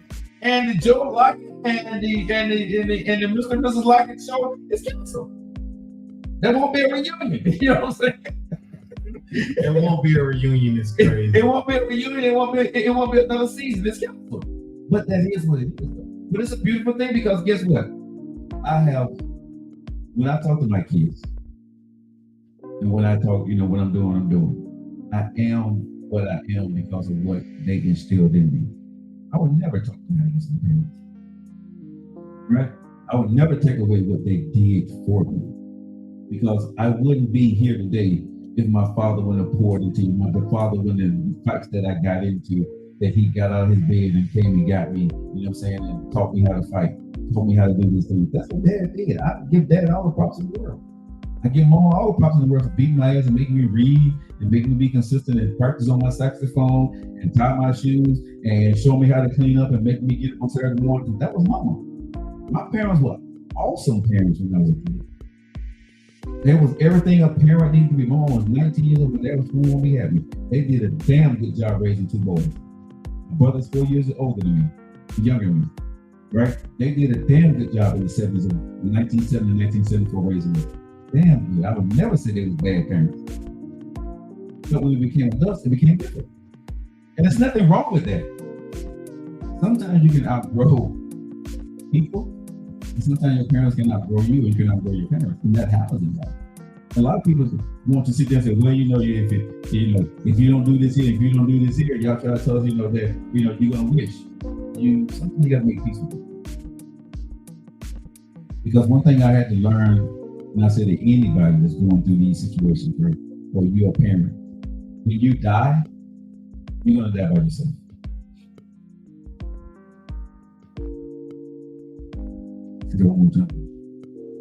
When God calls your name, He's not going to call your mama, your dad, your best friends, your brother, or your sisters. He calls yours. Okay? And you got to pay for what you got right and what you got wrong. And I'm good with mine. The question I would ask next you, are you good with yours? Yep. You see what I'm saying? That's the way you got to live your life. You can't live your life according to the Bible of mama and dad and brother and sister and best friend. There's no such text. You see what I'm saying? I gotta make mom and dad happy. I gotta make my brother and sister happy. I gotta make my best friends happy. It's my ass on me. I ain't gonna make none of y'all happy. I gotta make myself happy when I'm grown. I gotta pay my bills. Only if you stuck this in scripture, if you do that, just honor them and love your neighbor. That's what I remember. Ain't say make them like you and happy. Right. That's what I remember. But some parents think that, some friends and brothers and sisters think that, when you get your success, and when you do certain things, right? The only way to show honor is to buy and do whatever they say. And that's very, very, very ridiculous. My parents already know how I am about it, which is why I ain't gotta really say too much. Mm-hmm. But they already know how I am about them. Mm-hmm. And I think a lot of folks, especially those type of parents, they get it twisted when you do see other folks do stuff for their kids, or the kids doing stuff for the parents so down the line. Everybody wants that type of honoring, but you don't know what took that. You don't know where it went for them to be at that point where honor is necessary. You feel me? Like for some people, honor is necessary when you put in a certain type of work. For my parents, it's necessary for me. For theirs, how they show honor, it's necessary. But you, the people that's giving honor, I'm sorry, you do not determine how that honor is shown. It's charity for a reason. That's all I gotta say to it. It's called charity for a reason.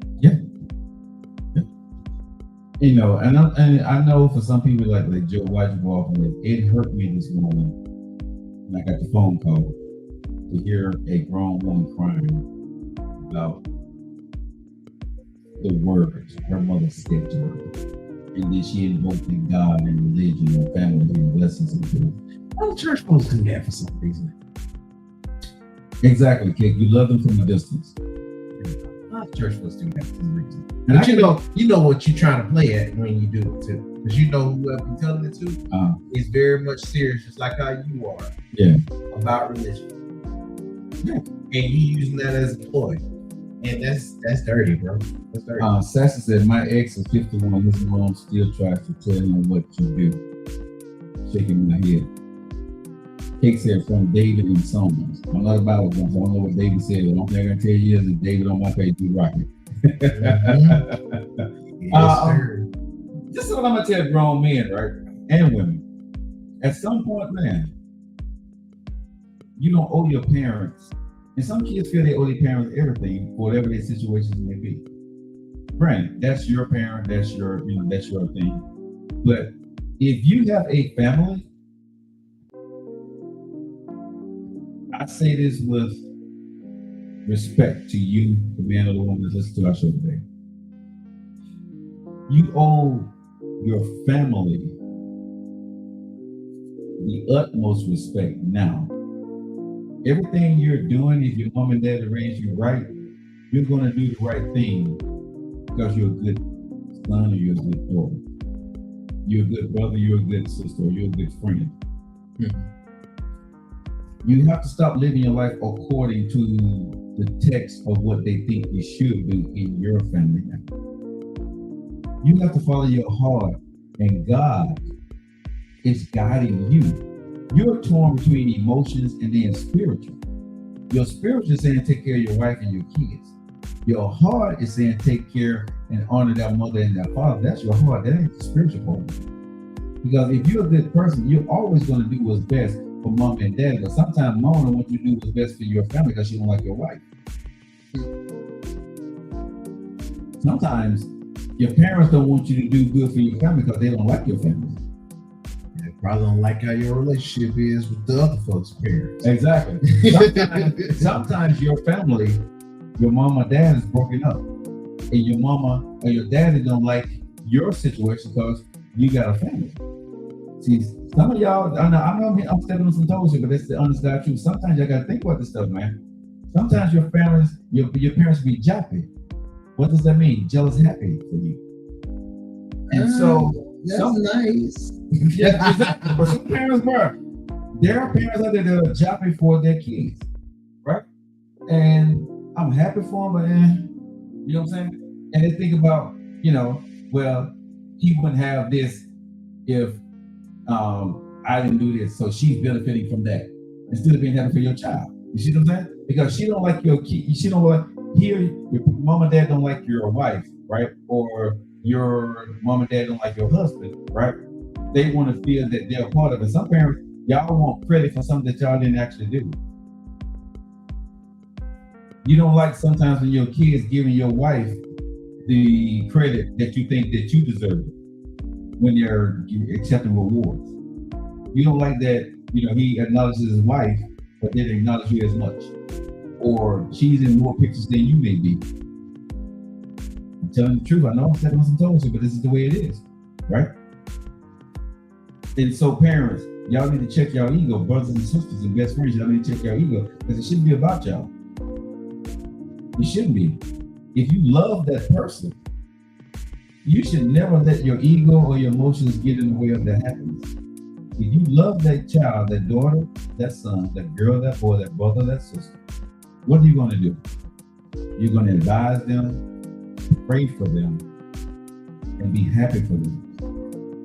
If you have anything negative to say about them, and then you keep pounding it home, that ain't coming from nowhere but your sorry petty ass. And I'm gonna say that again. That's coming on from your sorry petty. That ain't no word from God. God ain't told you to say that. That ain't got nothing to do with that bull crap that you talking about. You was in prayer Sunday and a word came to me and I need to tell you about that. Man, shut your ass. Go sit down. Get off my damn phone. I don't care who you are. I'm serious. Shut your ass up. Go on with that. I'm not listening to that. Y'all can call me disrespectful what you want to, but I pour positivity into people. I know my life is different than some people. I know I went a different route. I told you my trials and tribulations. I'm not embarrassed. But I'm not embarrassed to tell you to kiss my ass either. I am what I am. It's going to be what it's going to be. And I'm going to say what I say. We're going to deal with it how we deal with it. That's it. Because again, when I die by myself. I'm grown as hell. I pay my own bill. Ain't nobody paying nothing for me. Ain't nobody sitting here giving me a damn thing. I work for everything that I got. The people that I borrowed from, I pay them back. Now run and tell that. Okay? Run and tell that. I tell anybody. Test me if you want to. My gangster is just as strong as yours. And y'all, you got to be just as strong when you believe in your family, you believe in yourself, and you believe in God. Because God got you. But God got them too. The people that's talking to you, God gonna take care of them. God gonna continue to bless those folks too. God don't stop blessings because something go right between you and the person, your mom, your dad, your sister, brother, or your best friend. God don't stop blessing y'all. He don't. Can I say that again, nephew? God don't stop blessing you because you don't do something for a family member or a friend. Never seen it happen. Have you? I've never seen God say, damn it, I'm going to bless you more because you didn't help Joe out when he needed. I think he still woke up the next morning. I think it's going to be okay. I didn't see God say, Joe, I'm not going to help you out anymore because you didn't talk to Rachel last night or she asked you for something you didn't do. He's going to bless Rachel, he's still going to bless me. Blessings don't work like that. God don't stop blessing me nor you because I didn't do or say or call something for you. That don't stop my blessing. That was a choice. You don't have to think about this. I'm not a pastor. I'm not a Bible thumper, but I do understand this. God gave us choices. Right? We live on choices. I can choose to be your friend, your brother, your sister, your son, or daughter, or choose not to be. That is not an indictment of where my gangster is with God. You know what I'm saying? God ain't looking at this. Girl, you know, if you're going to do that for cake, you're not going to get the blessing tomorrow, Joe. You think he's saying that, nephew? You can't be wrong. You think he's saying if you don't get that blessing to cake, you know what I'm saying? If you don't do this for her, that, damn, I ain't going to bless you anymore. You didn't do that, your blessings automatically stop. That's it. That's a wrap. Nephew, you didn't do that for Joe. Your blessings have stopped now because you didn't do that for Joe when he asked you to. You think God will stop your blessings, nephew? No. I don't think so. Sassy, I don't think if you didn't answer my phone call or I call you and ask you to help me out and you decided to answer my phone call because you knew I was calling for, I don't really think that God's going to say to Sassy, but damn, Sassy, I'm going to stop all your blessings now. You knew Joe needed you. You knew you had it. I blessed you with all of that. You couldn't give that man whatever you needed. You do. The blessings don't stop. I don't think it works like that. So this message is today. And I'm stepping down off my diatribe. I'm stepping down off my stone speech. I'm stepping down off the podium after this. Okay, dokie. Mamas and daddies, brothers and sisters and best friends. If you love that girl or that man, boy or that man or that woman, love them. Love them. That's what you need to do. Love them. not judge, not be petty. Understand your place. When they fail, you be there for them. When they succeed, you cheer them on. And understand, he or she owes you nothing. Zero. Zilch. If you did what you needed to do as a brother, a sister, a mom, a dad, or best friend, that person, he or she, will take care of you accordingly. That's a promise. That's a promise. We've reached 25,000. Chris, thank you guys so much. We have reached 25,000. We was at 1,000 about 45 minutes ago. We got 25,000. Kristen, you're a bad girl, baby girl. Love you. Thank you. Thank you. Thank you. Thank you. Yeah, that's hey Joe. That's him. You. I really want you guys to thank you. Casey, this is Dope Live today. Share it out there, y'all. I really want y'all to think about this, man. You know, we can talk about relationships, but it hurt me so bad to have my friend grown crying because my mama said, sometimes y'all sorry ass mamas don't know what y'all do to your kids. Some of your kids want to impress you and make you love them so bad, and they want your approval, right? They do go against their own judgment because they want you to be happy. And you know that. You would rather for your kid to do what you want them to do for you and them be unhappy when you see your kid happy. You'd rather say that they did it and they did that for me. That's not pain. Knowing that your kid is suffering, your piece of stuff in my opinion, if that she was a mom or a dad. A sister or brother or best friend. Because you don't love them. You love yourself. You're selfish as hell. You're selfish. You should want your kids to live in their bliss. As long as they're not hurting anybody, they're not on drugs or alcohol or anything of that, don't have any mental health issues, they don't have to be the most successful person in the world, but you want to see your kids happy. You want to see them living in their joy. Everybody's joy is not to be a doctor or a lawyer or a multimillionaire. Some people just want to have kids and be big enough money to go through things with their kids and their wife, and that's enough. And spend time with your family, and spend time with your sorry ass. But some of y'all want y'all kids to be able to have their own family, then take care of you, be able to borrow money from them, whatever the case may be, right? And if they would have did what you said, they would have been in a different position. You chose the man or woman you wanted to, you could get more out of them. You're a piece of crap. I'm gonna say that again, you're a piece of crap. You should never have kids, right, to want them to take care of you. Kids will take care of you if you did a good job. But kids are not gonna take care of you if they see that your intent is ill will. Parents, friends, brothers and sisters, that's the better. You've never had to ask a good child to do anything for your parents. How many times have you seen that? You're a big sport for them, right? How many times have you seen a person that made it, one of the boys and young ladies that make it, to say, who's the first person they said they can take care of? I'm gonna go put mama in the house, get my dad in the car. Right? Kind of act. Right. Before they even do anything, the first thing they're doing is taking care of mom and dad. You know what I'm saying? Sister and brother gonna be okay. You know what I'm saying? Then if you have to be a girlfriend, you may be with someone that one time you or a boyfriend. You know what I'm saying? I'll argue. Yeah, that's the fam. Grandma, man, don't let grandma been raised. Oh, grandma ain't gonna suffer. Man.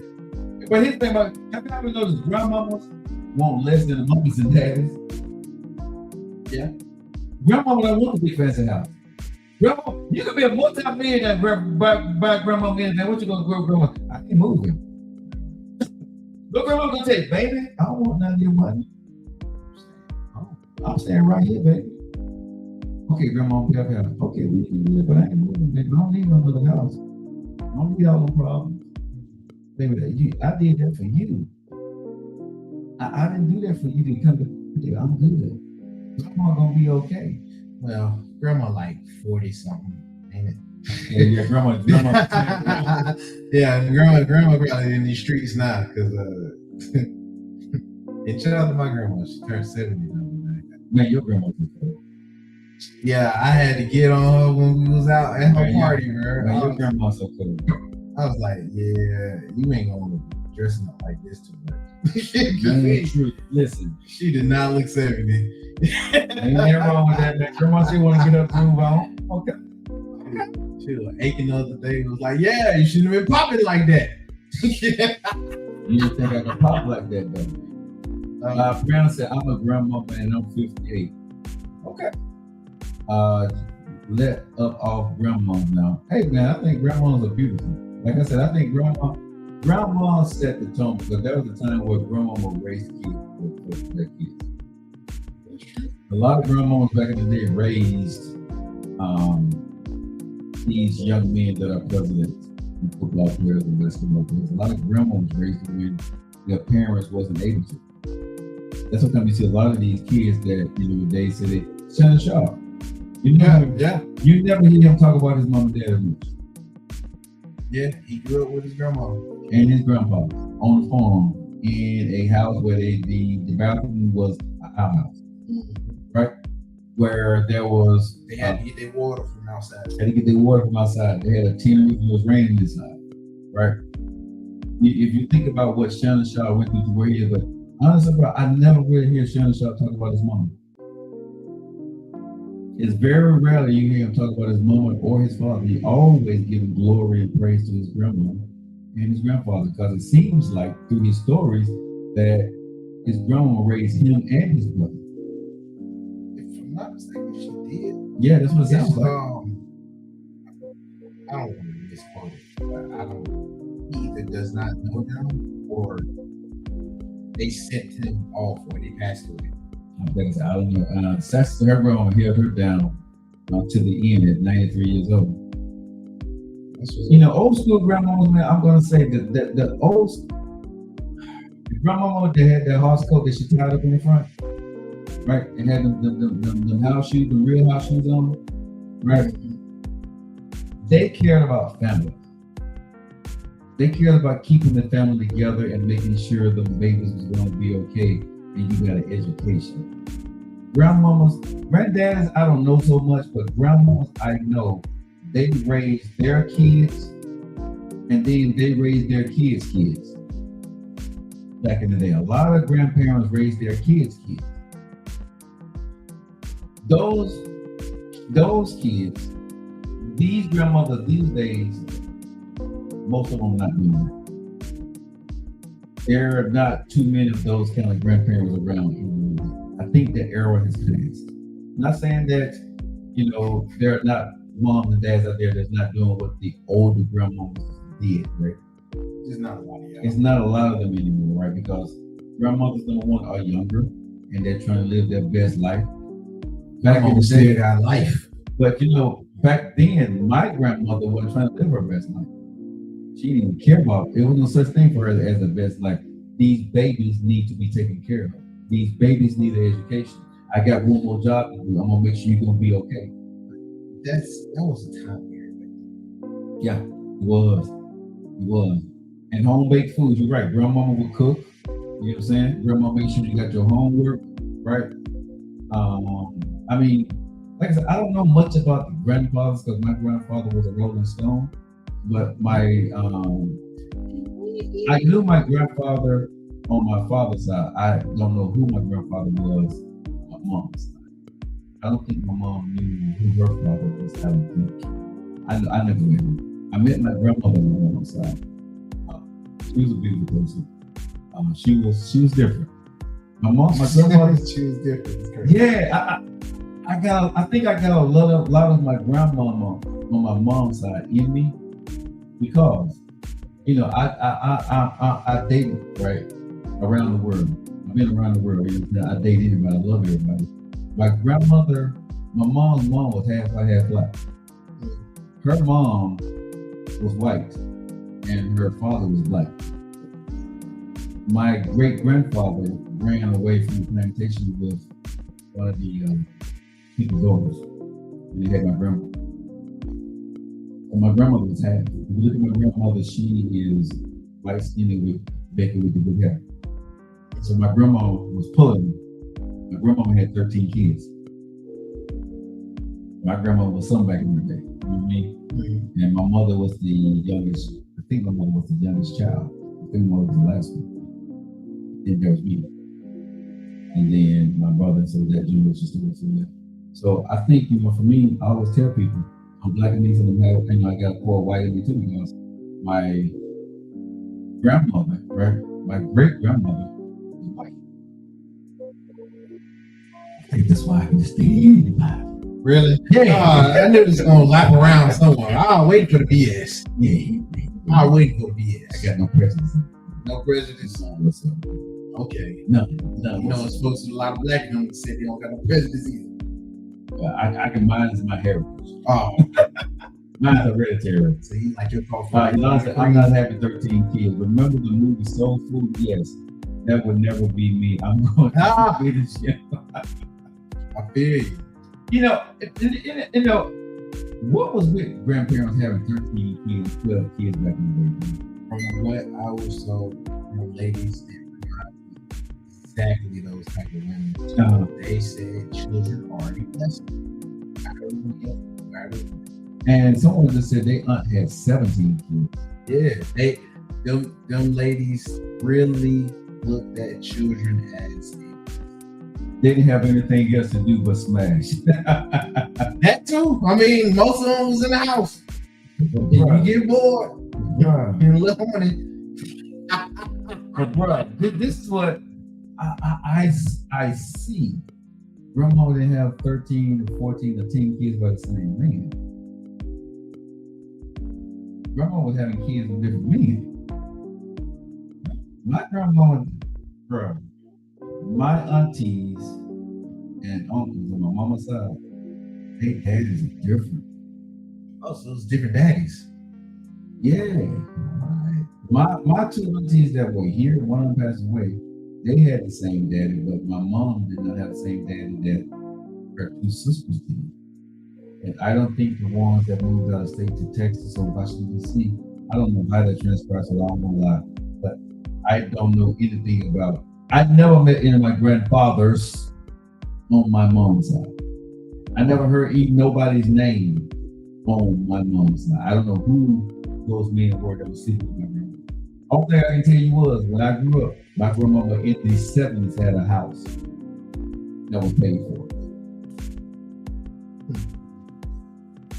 Bruh, one thing I can say, since I came out in 1970, I never saw my grandma work on my mom's side. Never. She never went to work. That's all I can say. She worked it out already. Bruh, my grandmother on my mom's side, I never saw her work. She never clocked in at a job. She never went in. This is in the 70s. Okay? Never worked. Always had money. I don't know what to say. I don't either, bro. I don't know what to say. I don't either. And nobody talks about it. Bro, when we ask, they come and say, I don't know. Bro, you start speaking gibberish. I don't know. Bro, in the 70s, how does a black woman have a house? Paid off. Paid off. Hers. No. Like I said, still a mystery to me. I don't try to dig too deep because, when you ask certain questions, right? It's like if you start digging, people get angry or upset about it. Yeah, because it makes too much sense. They don't want grandma to be looking the type of way. I mean, she already did to me because she had 13 kids and now they had this daddy. Yeah, but if it's 13 kids and how they talk about it, you're like, oh, well, cool. It's by at least 1 or 2 of the people I know. But if you have to go down the line and this is like this in a lot of families. It's like this in a lot of families. Okay. You start having to go down the line for how things became what they are and why people take these super, super, super strong stances on these certain type of subjects. You start to if you had to really get the context, you will be looking at some of the folks in your family. A really crooked eye. Like you have to be looking at them a certain type of way. And some of these folks are the pillars for the family. Yeah. Some of these folks are the concrete. They, hey man, this cement foundation. Yeah. Tawana said she got. You got to do that, man. Sure. Tawana said I'm a grandmother of 8, but I have 2 adult kids. That's 8. That's a good number. Okay. So both of her kids got kids. Lona said it's called Good Cat. Okay. Erica said my grandma was a feminist, college educated nurse with 4 kids on her own. That makes sense though. College educated nurse, got it. My grandma wasn't working. I don't know what skill set my grandmama had. I ain't trying to say nothing bad about my grandma because she was always knocking to me, right? But she gave me peppermint candy. You know what I'm saying? I love my grandma with the little kerosene. Had the little kerosene stove with the little with the coffee pot that sat on top to keep the smell down. Yeah, and she was sitting in her living room and watch General Hospital, and all my children, right? And she used to drink that Postman coffee, and she would put the little melted coffee pot on the heater and heat her coffee up. That was grandma. And fix you a peanut butter and jelly sandwich and tell your boys sit down and watch the stories with me. So I knew about Luke and Laura back in the day on General Hospital. Y'all know what I'm talking about now, okay? Come on now. For people back in the 70s, that was my grandma. My grandma looked at Dark Shadows. Dark Shadows, I know. That one, Days of Our Lives. Days of Our Lives. She stayed on Days of Our Lives. Days of Our Lives, all my lives in General Hospital. I learned those stories through my grandma. The bold and the beautiful. Bold and beautiful. The young and the restless. Yeah, bold and the beautiful. My grandma knew about, but she did watch Young and the Restless. Yeah. I knew whenever she was going to watch that, I was not seeing that. Bro, I was a kid and I got interested in Young and the Restless and General Hospital. I followed those storylines. I followed that storyline. When Luke and Laura about to get married, took a nap. And Dr. Hardy? I have no idea what you're talking about, sir. I am 25. Bro, Dr. Hardy, man, listen, I was a kid and I knew them names. Luke dead now. Yeah, he is. Erica said she still watched. She DVR'd him. The men were trying to get with her and she had them paying those bills. Yeah, I believe so. You know, that's what I believe. But like I said, whatever my grandmama did, she handled her business. She raised 13 kids, and she left the house 13 kids. Erica, Kanye, Victor, yeah. Wow, I missed my grandmother 9 months since she passed. Sorry, my grandmama died when I think I was like 13, 14 years old. One of mine passed away 2 months ago. So I understand. I feel. I'm named after Erica Kane. Wow. Dallas was my great granny show. JR. Who shot JR? Yeah. Grandma watched that. I wasn't at my grandma's house much at night. We were doing the daytime when my mom was working. Tawana said I own my own house and was a nurse, but have not worked in 30 years. My husband is provider. That's a blessing. Not landing. But those are nighttime stories. I was at home and I couldn't watch those shows are on, but I couldn't watch those shows because my mom made us go to bed at a certain time when I was growing up. So I had to be, I think when I was in school, I had to be in bed at 7 o'clock. No. It was probably 8 or 9. We never was in bed before after 10. Because we had to get to school next morning. So our mama made us go to bed between 8 and 9 o'clock at night. That was around when the TV was turning off anyway, right? No, TV was still on, bro. Because you had the late night show with Johnny Carson and then those cats. So mom would, when I was a kid, my dad worked night shift. My mom would make sure we got our homework, ate, we washed dishes, cleaned the kitchen up, took baths, cleaned the bathroom before we went to sleep. Went in and my mom, she would do this every night. We'd take a bath, she said, come here, let me smell you, right? My mom make sure we clean, right? Because I guess as a boy, I don't even know we do this, bro. As boys, you jump in the bath water and act like you're taking the bath and don't bathe. I did that. Why the hell I did that as a kid? I don't know.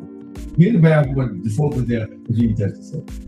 So my mom would make us come when we get out of the bathroom. She's coming up to smell it, right? She'll go walk up to us, get your ass back here.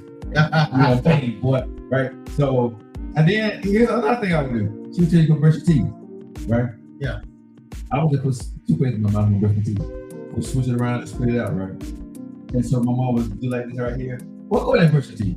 That's crazy. But then my mom that's the kind of mom, my mom was there, and she did it every night, right? And she said, go get in the bed. And at some point, she may be busy, but she'd come in after we got in the bed.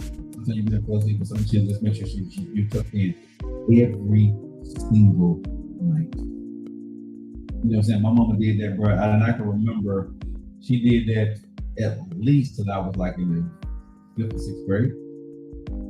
She was big on clean. Her child being clean, her house being clean. Her kids being fed, and you iron your clothes and got your school clothes out for the next morning. There was no such thing wake up in the morning and then have your stuff ready. Mama didn't play that. You got your school clothes out, you iron your school clothes, and you clean your shoes, right?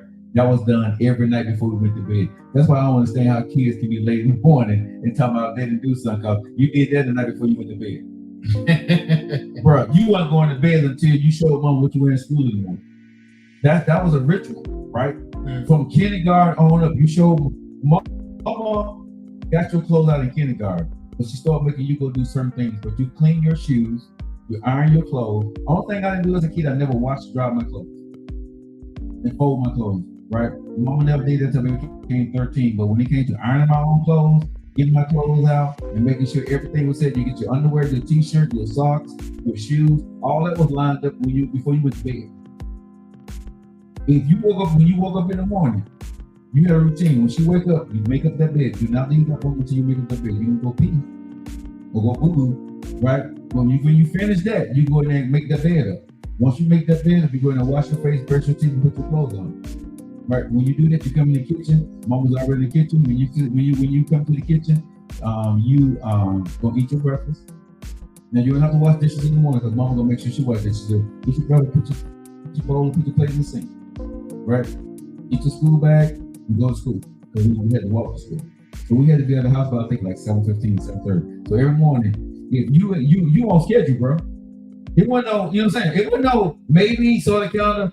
You better get up, go in there, check on you twice, bro. It was you knew, bro. It was never. Let me tell you something, nephew. My mom and dad never had a problem with me getting up late. No, you knew back then. It was routine, bro. And you went to school and you wasn't late. We were never late. If it was raining, the only time we would be late if it was raining and Mama was doing some stuff for us, she had to do for Daddy, and she had to take us to school. If she had to take us to school, that's the only time. But we was in school, whether your ass was dying, you was in school. So these kids come to school late, clothes wrinkled, face not washed. I don't understand none of that.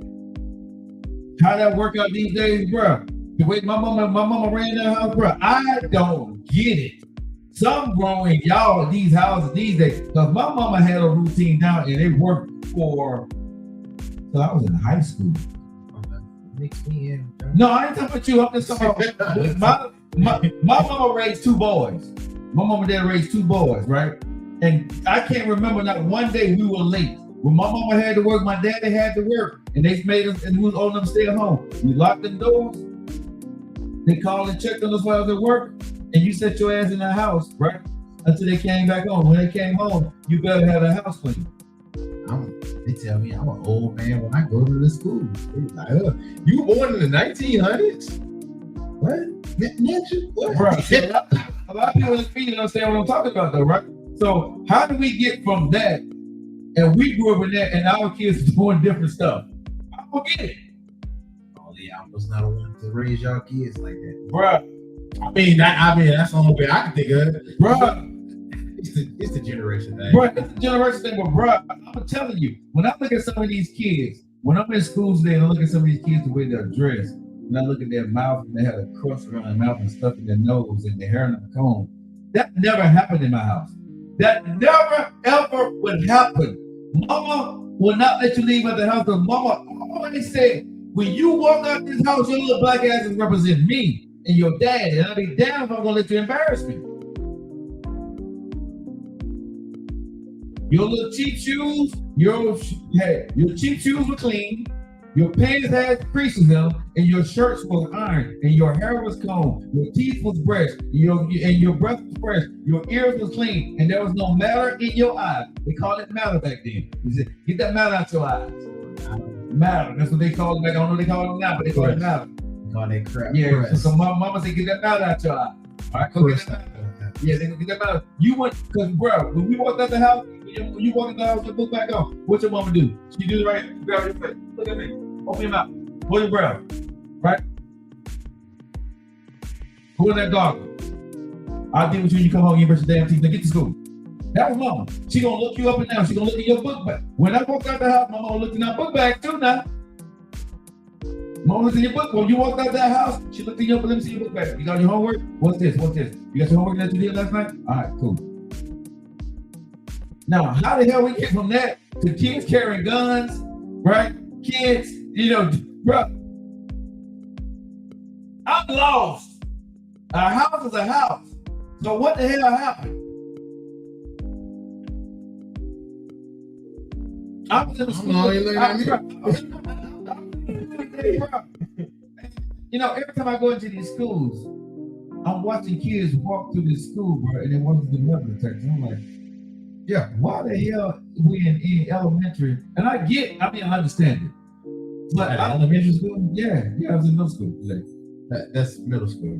Okay, middle school. Well, to me, it's elementary. I was gonna say elementary. Well, for me, elementary, we went K through 8. So that was elementary school. I'm saying when I went to Elton, that was K through 8. So that was elementary school. So when I'm watching these kids, man, in middle school, I was at Booker T. Washington today. But I was there today, right? And I was teaching, and I'm watching these kids, bro, and these little bitty babies, and I can say that babies, bro, they walking through a metal detector. Yep.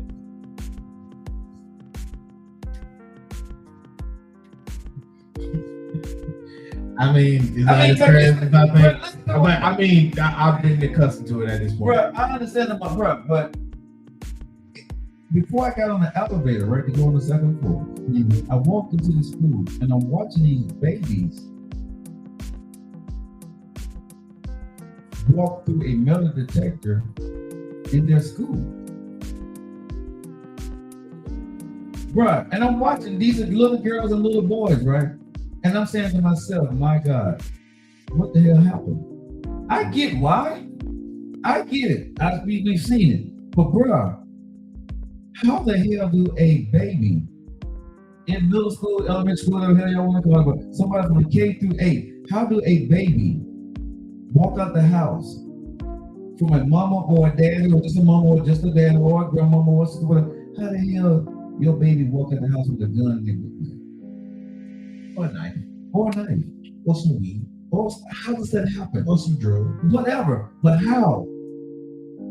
Because the mama that I had, there was no way, bro. Let me say this before we get out of here, okay? Nephew, even if today, in 2024, the era is different, correct? Yeah. My mama to this day, I guarantee you, I would have a gun, weed, knife, drugs in my book bag, even in social media society. Do you think you could get away with it with your mom and dad right now in 2024? No, but no. Today, if your mama came into it right now, who she is, I'm still gonna say till this day, my mom and dad, there will be no way in the hell to this day, them people that grew me, that I grew, if they was in this era, I still couldn't do what these kids are doing. Because my mama would still be that woman that's in my ass about every part of my life. But they're still gonna walk up. Yeah, they wouldn't. But that's who they are. Right. That's on the parent and how they parent. like y'all act surprised that it gets to this point. I am. There has been through every generation the decline. Yours, if all of y'all didn't like how your mama got down, regardless of if they did do that. Right. And then from there, you know what they taught my mama and sisters and her sisters' generation. I don't like how y'all coming off, and it's been a slow decline to where there's non-existent. And for me, of course, I agree with you full-heartedly. Even though I didn't have all of that, there was some structure. Yeah. And my parents, both of them, believed in the structure, regardless of if I was with my daddy or if I was with my mama. Right. Both of them asked you, hey, yada, yada, yada, yada. With my daddy, hey, boy, you better yada. No, boy, you ain't gonna go see. What's this here? Right. What's that right there? Or he'll come through the house and he see everything messed up. My stepbrothers and sisters, we religious. He come to the house and everything not through. Right. Everybody. Everybody. Bro, everybody gotta pay the price. Everybody was. Right. But that was how he was. Yeah. And with my mom, she was real. Oh my God, she paranoid. So she overdid everything. So I had to have stuff. Yeah.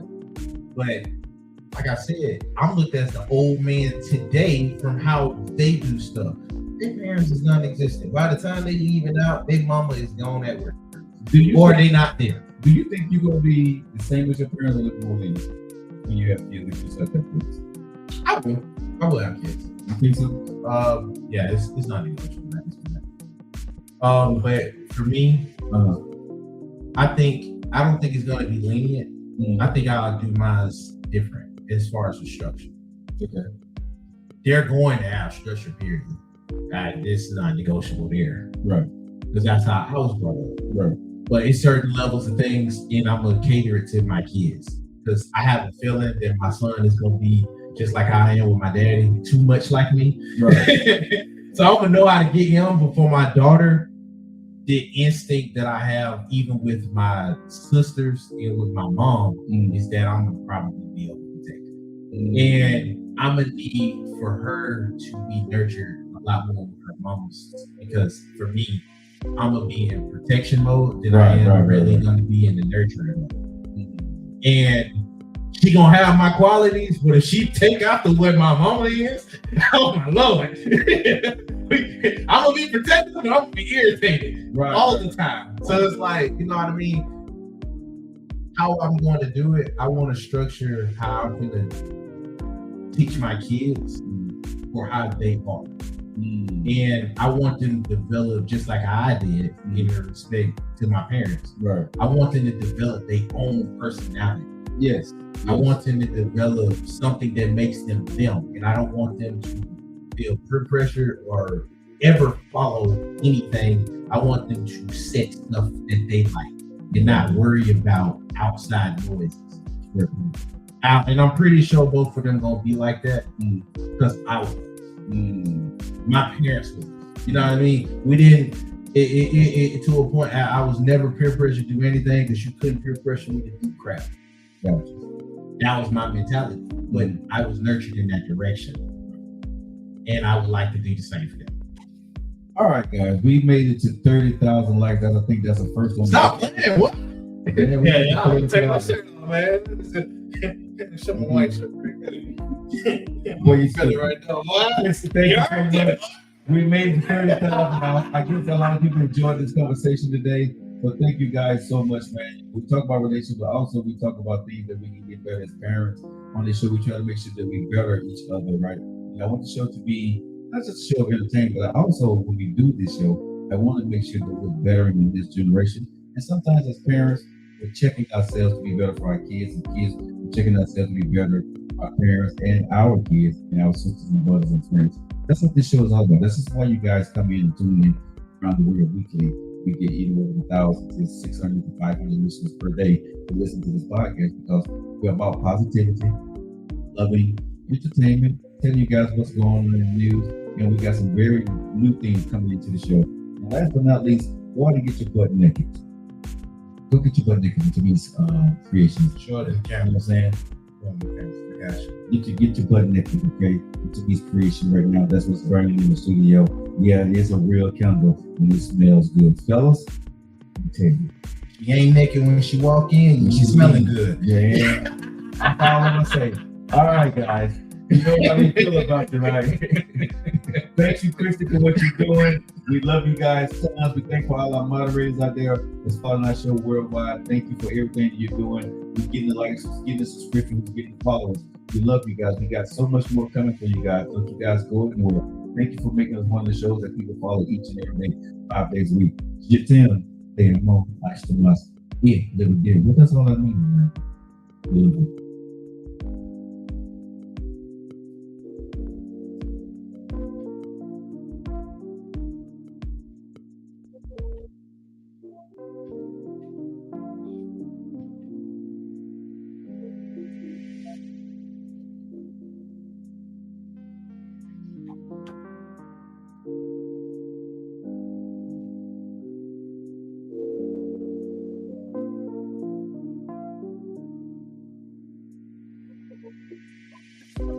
You listening? You hear me?